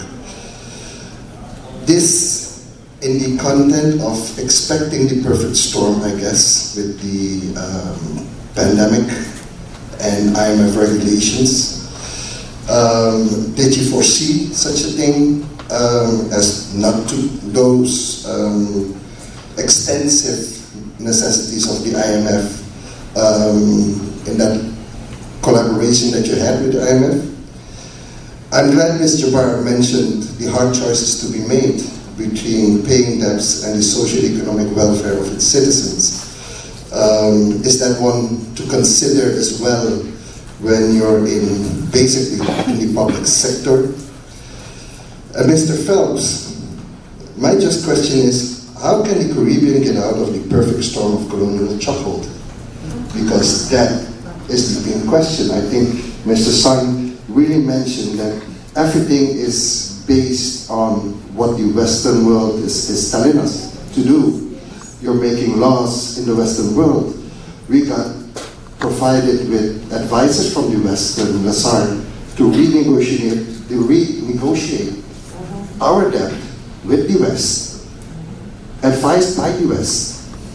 And you mentioned 170 million. I can guarantee you that the VRI is much more than that, based on the chokehold again of our natural resources. And I think, we all know that the West is just behind our natural resources, as is in Trinidad or Guyana, everywhere. That's one thing we all have in common.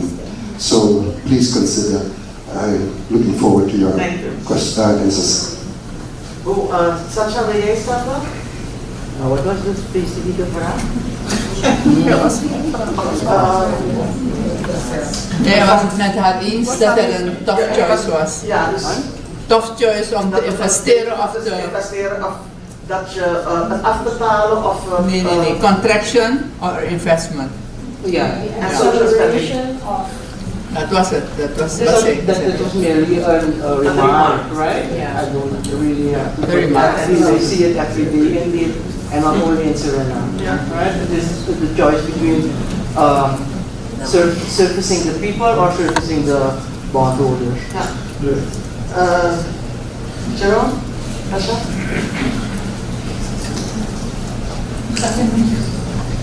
How can the Caribbean get out of the perfect storm of colonialism 2.0? I wish I had a solution. I think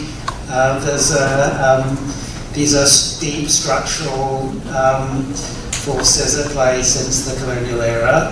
I think, as I say, picking up really Joanna's theme of coordination between governments, I think there's a role for AOSIS V20 for governments in the Caribbean to up their demands, to have a stronger voice on the world stage, particularly for Caribbean civil society to be heard, making these arguments that we're making, these points we're discussing today.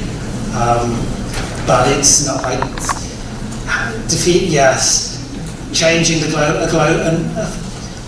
global financial system that's neo-colonial into one that's a justice.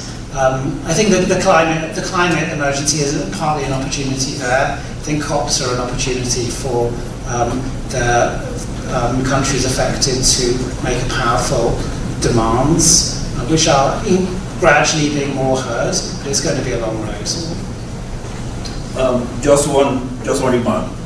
I think that to answer the question of Mr. Fantred, you must first ask yourself how does countries in the south enter into a debt crisis? Because nobody is taking you on a rope and dragging you into a debt crisis. You have to do something internally to have a debt crisis. I think that's the question we have to ask first, because in the experience of Suriname, nobody took us on the rope and tell you to borrow. It was the decision of governments to borrow.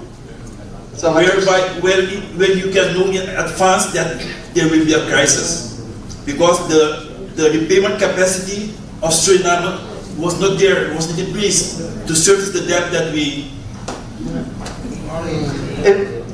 John, I want to, because now I want to jump in the discussion. I'm trying very hard not to.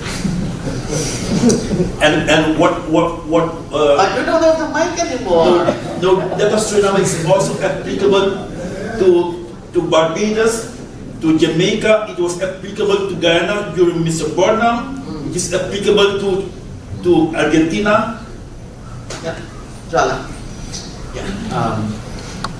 This was the Trinidad, the IMF, and you're talking about the floating of the exchange rate.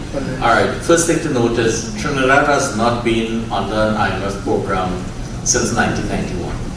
So I gather what you're speaking to would be the Article 4 consultations between the IMF and the country. And therefore, Article 4s are simply IMF's advice. They're not actually couched inside programs where they end up as conditions or conditionalities that need to be fulfilled. Having said that, the government has, in a sense, decided that it will not float the exchange rate, but that carries a cost. Right? In a country that is highly open on both the trade side and the financial side, it carries a cost, and that cost is not reflected in the fact that we are losing international reserves. So we've gone from a peak of over around $11.5 billion in 2015. A decade later, we're now down to about $4 billion. Right? That is the cost of deciding to go with a policy that really may not make sense. Right? But in the government's eyes, in their wisdom, somehow they see the benefit of holding on to a fixed rate that is becoming heavily overvalued over time. So what has happened is we simply kicking the can down the road, and at some point a major change will come. There's only so far that politics could trump economics. At some point the economics will come back and bite you really hard. Yeah. It's a theme emerging, right? Because Jerome was also talking about kicking the can down the road and hoping that somehow some mythical creature will arise and will solve all of our problems without ever taking, I think, what Harry is saying. We also have to look at ourselves and take some responsibility. And that has to do with internal governance issues. And I want to drive that back to Jerome, what you were saying about the legislation that is being pushed in the UK and New York.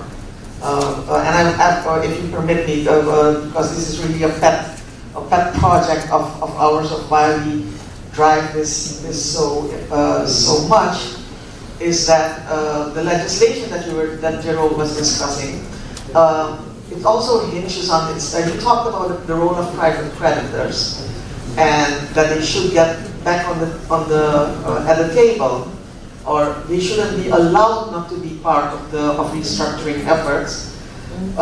What we're trying to bring in is the fact that the own responsibility of countries should not be neglected, and that the private creditors and that lenders should be punished if they keep lending to countries where you know your money is not being spent for what it should be spent on.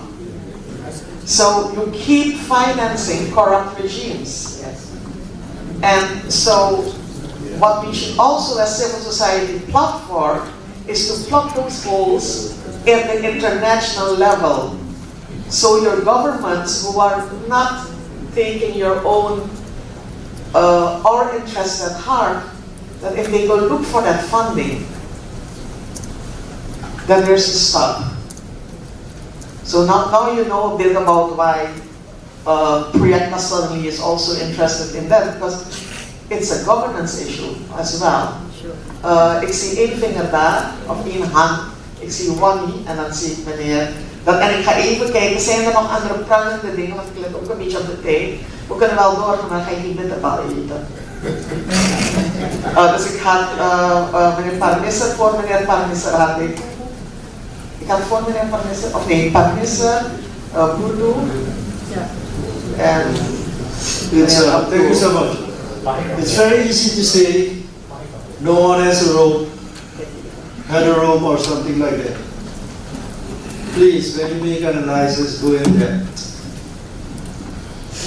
Sometimes regimes are forced. And a lot of developing states, like Suriname, where do they earn their money? Where the money comes from? It's about selling their natural products, oil, gold, to the international market. So Mr. Durrani, you know better than me what were the price went down drastically from, I think, something like 60% or more. Next to that, what happened when Sierra Leone left? More about between 300 and 400 million American dollars on year basis we lost. So I agree with you. You have to look about choices, how much to bet, etc., etc. But what is the management? What every government has. And that's why some regimes say, what is there? Some regimes say, people first. If you know what I mean. So what I'm asking, if you make analysis, be honest, go in depth. Next time when we have more time, I will go in depth with you. Very good. Thank you. Anybody? Let's take everybody. We have Mr. Parmisser, Awani, Budu. Okay, thank you. One question I haven't heard our guests talking about a debt to nature swap. The pitfalls, the beneficiaries, because some people in Suriname right now are selling it as the only choice and the best choice we have. But nobody is talking about the pitfalls or the benefits about it. So can you elaborate something on it? And then I have another thing. The restructuring we had with our private lenders, especially the group that we just had, is in my, as I will say it in my own words, gas and oil swap to them. Because our future oil and gas revenues are one or in other way now linked to it. And then the second thing I have for Mr. Dorini and for Sharda. This is your third? No. Okay, the third. This one is for Sharda and for Mr. Dorini. Because of the second point, now the government or Suriname is trying to adjust our Sovereign Wealth Fund Act. And I agree with Mr. Dorini that oil and gas revenues is not a substitution for good governance. But Shaga, we have a job to do because they are doing very, very mysterious about the adjustments.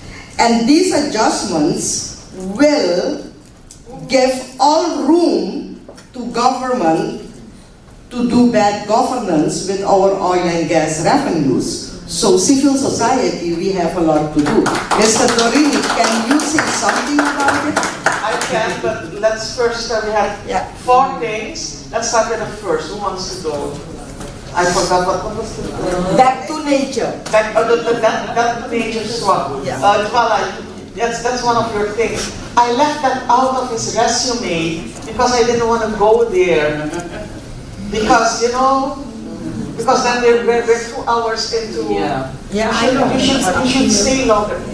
Talk. You have 2 minutes to make us understand. Quickly, the first thing is obviously a debt for nature swap is not a panacea, right? It has to be used in conjunction with a number of other instruments. Some of them I put up in. Because at the end, what you're trying to do is ensure that the debt does not get out of hand, right? And you're trying to bring it down to a sustainable level, which means apart from a debt swap, you need to say things I talked about. Parametric insurance, debt pause clauses, that sort of thing. In other words, you need a portfolio of debt instruments, right, to manage the debt. The second is the debt swap. It's an extremely complex deal. Has always been. All debt swaps are very complex. And the key part of that is what is the debt that you are looking to swap, right? And right now in the system, you can only swap private debt or bilateral debt. Okay. Right? You cannot swap multilateral debt. So that's out. You've just restructured on private debt. So really, you've done restructuring on the Paris Club side of debt. So I'm not too sure what debt it is being considered. Right? So that's the first thing. And the second is then, what are you swapping it for? Right? And when you decide what you're swapping it for, what is the governance mechanism that surrounds the special purpose vehicle that's going to be established, which is usually then called a trust fund, right? But it is essentially an SPV that's created. And you've got to ensure that that SPV is actually done the right way, because the devil is in the details on those things. If we look at what has happened in Belize government has actually given up sovereignty around, right? It's SPV, because the governance of that suggests that it is the entities from the outside that determine what happens in respect of the use of funds and where they go to in terms of the marine protection projects, right? So a debt swap is not an easy mechanism, it's not an easy deal, and it requires significant input, especially from civil society, because there's the communities that are going to be affected at the end of the day with respect to this problem. Thank you. In a couple of minutes, other reactions. Yes, just one remark with respect to the question of Mr. Parmeser. Mr. Parmeser, you have what we call expansionary fiscal policy and contractionary fiscal policy. When prices goes down, when international prices goes down, your revenues go down. You should start with the contractionary fiscal policy, not an expansionary fiscal policy. When you continue with the expansionary fiscal policy, you will enter into problem. That is applicable to all countries, even applicable to the US right now.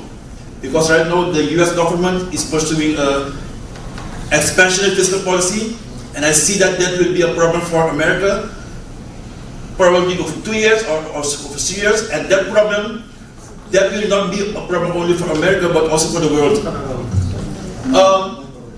Guyana is right now, they solved the problem right now because of the oil and gas. But once again, Mr. Parmeser, we should be cautious with respect to fiscal policy. Fiscal policy can be a danger or a blessing. Thank you. Meneer Abdul. Sorry, we gaan even naar meneer Abdul. Als de tijd is, kan ik bij u terug. als de tijd is, kom ik bij je. Maar we hebben ook nog koffie, dan kunt u direct. Maar ik wil het hier in het publiek opschrijven. We gaan zo meteen naar de koffie, meneer Amsterdam. Dank u wel, thank you. I totally agree that public finance plays a very important role in solving the debt problem. But when the structure of the public finance doesn't change, then it won't have a lot of impact. If you look at the public revenues in 2020, and I'll give you a brief example, then you'll see that 72.63% of the revenues came from the tax based. 26.11% were non-tax based. In 2023, 63.92% were tax based and 36.08% were non-tax based. Just a little bit different because of the VAT. If we look at the public expenditure in that period, then you will find out that 35.53% of the total expenditure went to government loans, 11.06% to goods and services, 12.42% to interest payments, 7.43% to capital expenditures, kapitaaluitgaven. In 2023, 25.34% went to loans, government loans, 15.58% to services and goods, 37.11% to social expenditure, to say it so, 11.32% to interest, and 10.65% to The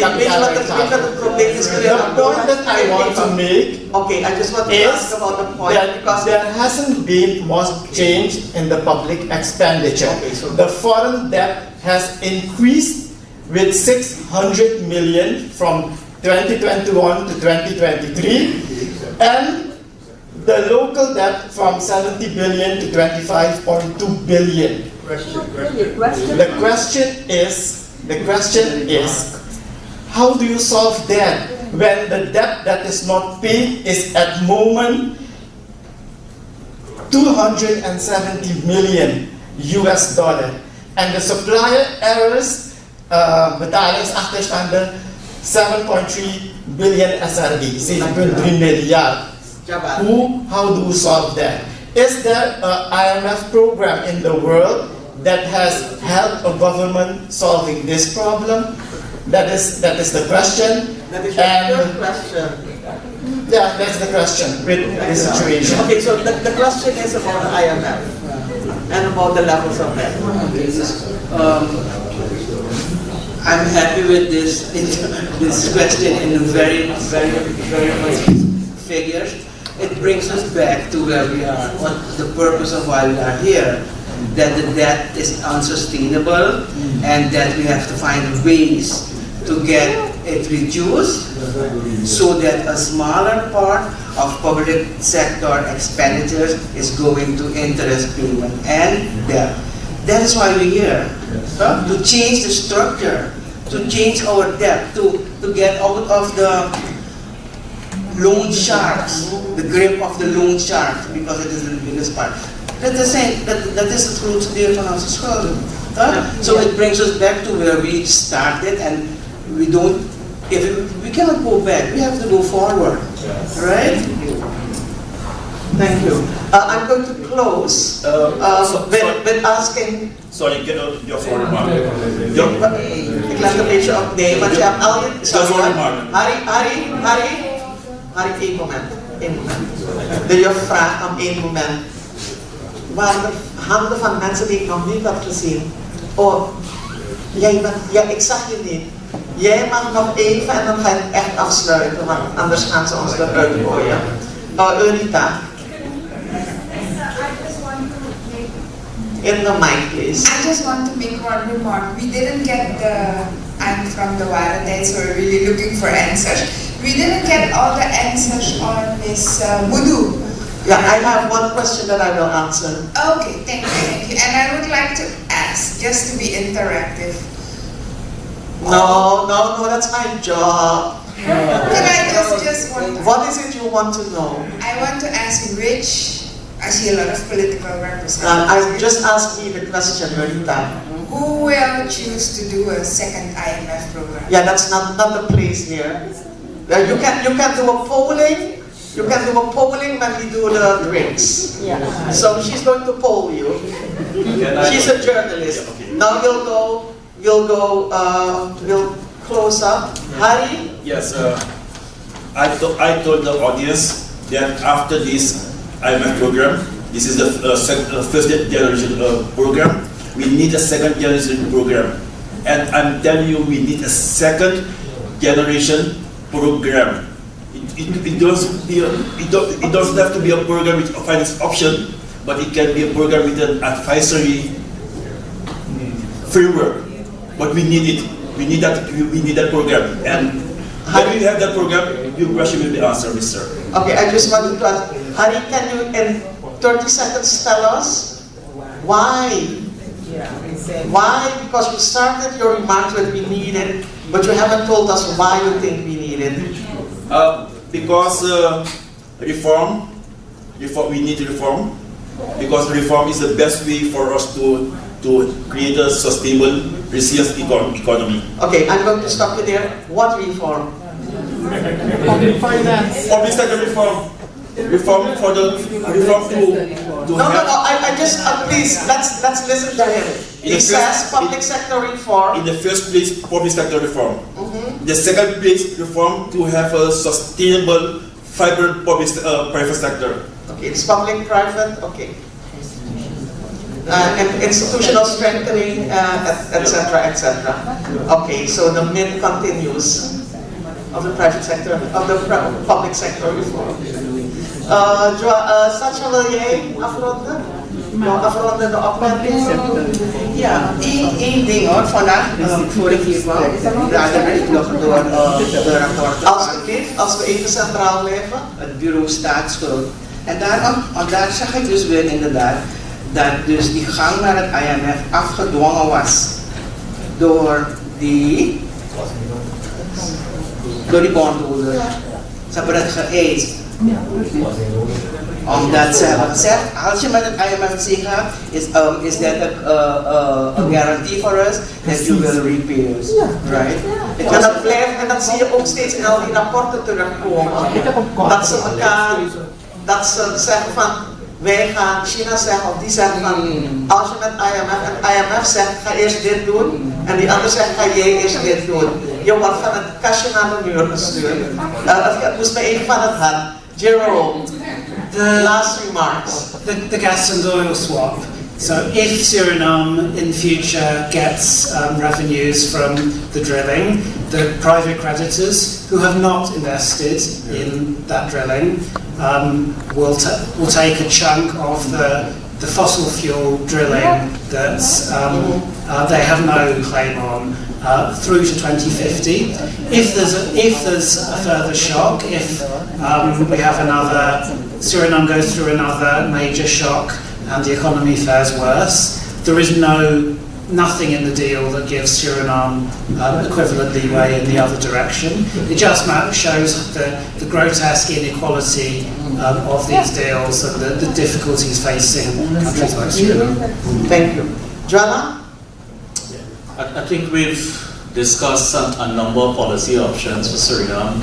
One of the things to keep in mind is that for a heavily indebted country like this, you've got to look at a portfolio of debt instruments to manage the debt. That's the first thing. But the fact that you're so heavily indebted means at some point you're going to need some form of debt cancellation. I mean, that is evident. And that is why we have these reform initiatives on the way and why we have been advocating and moving towards Jubilee 2030, and where countries like Suriname could benefit from such a venture. Third one is you need to really find new sources of growth. I mean, that's why your revenue structure is unchanged, because you're a two-horse economy, oil and gas. You need to find a few more horses. And gold. Right? You need to find a few more horses. That is what it comes down to. Thank you. Ik ga even een speech hoor. Nee, ik ga geen speech houden. We kunnen nog heel lang doorgaan, omdat er zoveel speelt als we praten over schulden. Maar vandaag was vooral bedoeld om te praten over de plek van Suriname in de internationale context, zodat we ook begrijpen dat ja, we hebben regeringen die questionable zijn. We gaan niet doen alsof ze allemaal slachtoffers zijn. Oh, blah, in English. Oh God, it's past 9 and my English leaves me. So I'm saying that it was about this evening was to stress Suriname's position in the international context, so that we're not going to say that our governments are all really very excellent, but that we also have to understand that there are other powers at play as well. And we need to understand the interconnection and how they relate to each other. And as Proyecto, what we really wanted to stress is that we need to take this fight inside. Here we have to fight for governance, and outside to fight the structures that have been put in place for over 300 years, right? So it's a fight in, and that is not Jerome's and that is not Juala's part. That is our part. But we're looking to them and to Jubilee and all these others that we've met over the last 2 years in helping us as civil society of Suriname to fight the fight there as well, plugging the holes so that bad governance here is not translated into lost generations that feeds creditors, predatory creditors, leaves us with odious debt. They really don't care about what happens here. And if you have a government who doesn't care, or government upon government, and there, who pays the price? It's us. So this was really just, and we worked for months on this, on yesterday and today. And I want to end by answering some of the questions that were raised. So first of all, you all know where Proyecta is. We'll talk about governance. That is our problem. Where Proyecta is, we'll talk about gender. Yesterday I talked about the impact of that on women and how in the social programs it's really not there. Wani asked a question about the several law, the several law. And when Ryan and I were reading through the how do you call it, the contract or whatever that was put in place by the bondholders. And we were like, but what is written here? Is it? And I think we sent it out to people like Juala and Jerome and people in Latin and in Euro and are we reading this correct? Because we're not economists, we're not lawyers, so for us it's like, what is written here? It can't be written here what we think it's written here. But actually it says that Suriname has to change laws before December something, and otherwise we need to pay, or otherwise this deal is blocked. And it has to do with the future revenues. So actually, when we talk about neo-colonialism, this is it. And another thing that I want to mention, and I think last week I did a training for an initiative where Wani is part of, and I talked about the public about corruption. And I mentioned this, one of our favorite things is state capture. Right? Is when another entity decides on your legislation. Another entity is encroaching on our sovereignty through legislation. And we're not even in that discussion. We're not even discussing it. So that's why, as Proyecto, we felt this we need to talk about. And I'll end, before we really start crying, by saying that I think Juala and Jerome have demonstrated that there are things that we need to push our governments towards, to join initiatives, to understand that there is help available.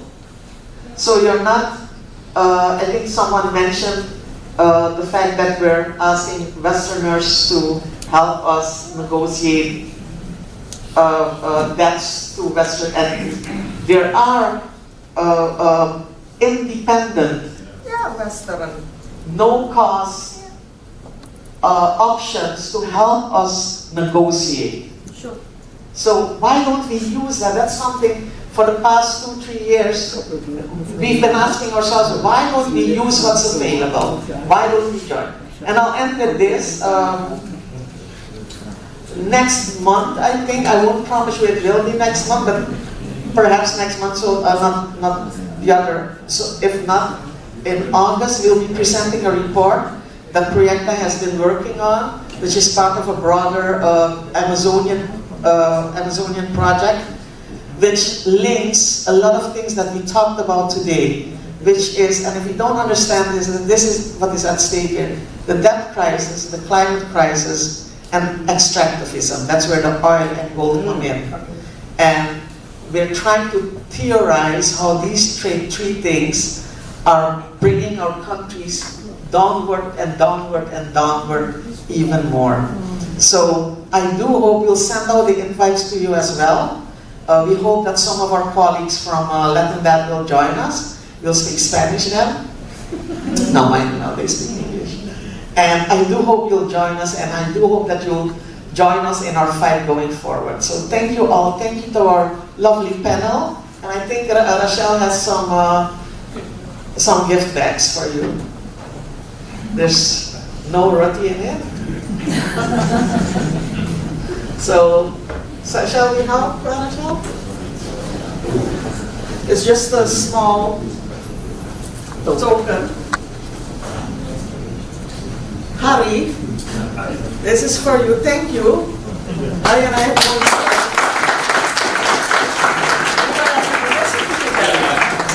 Joala, this is for you.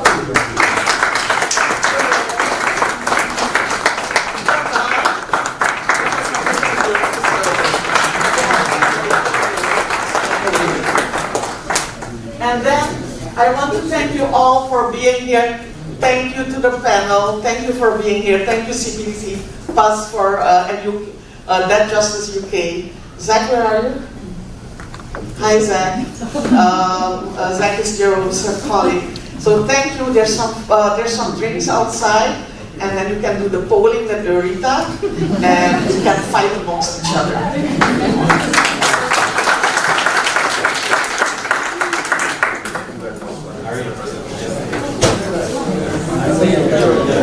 you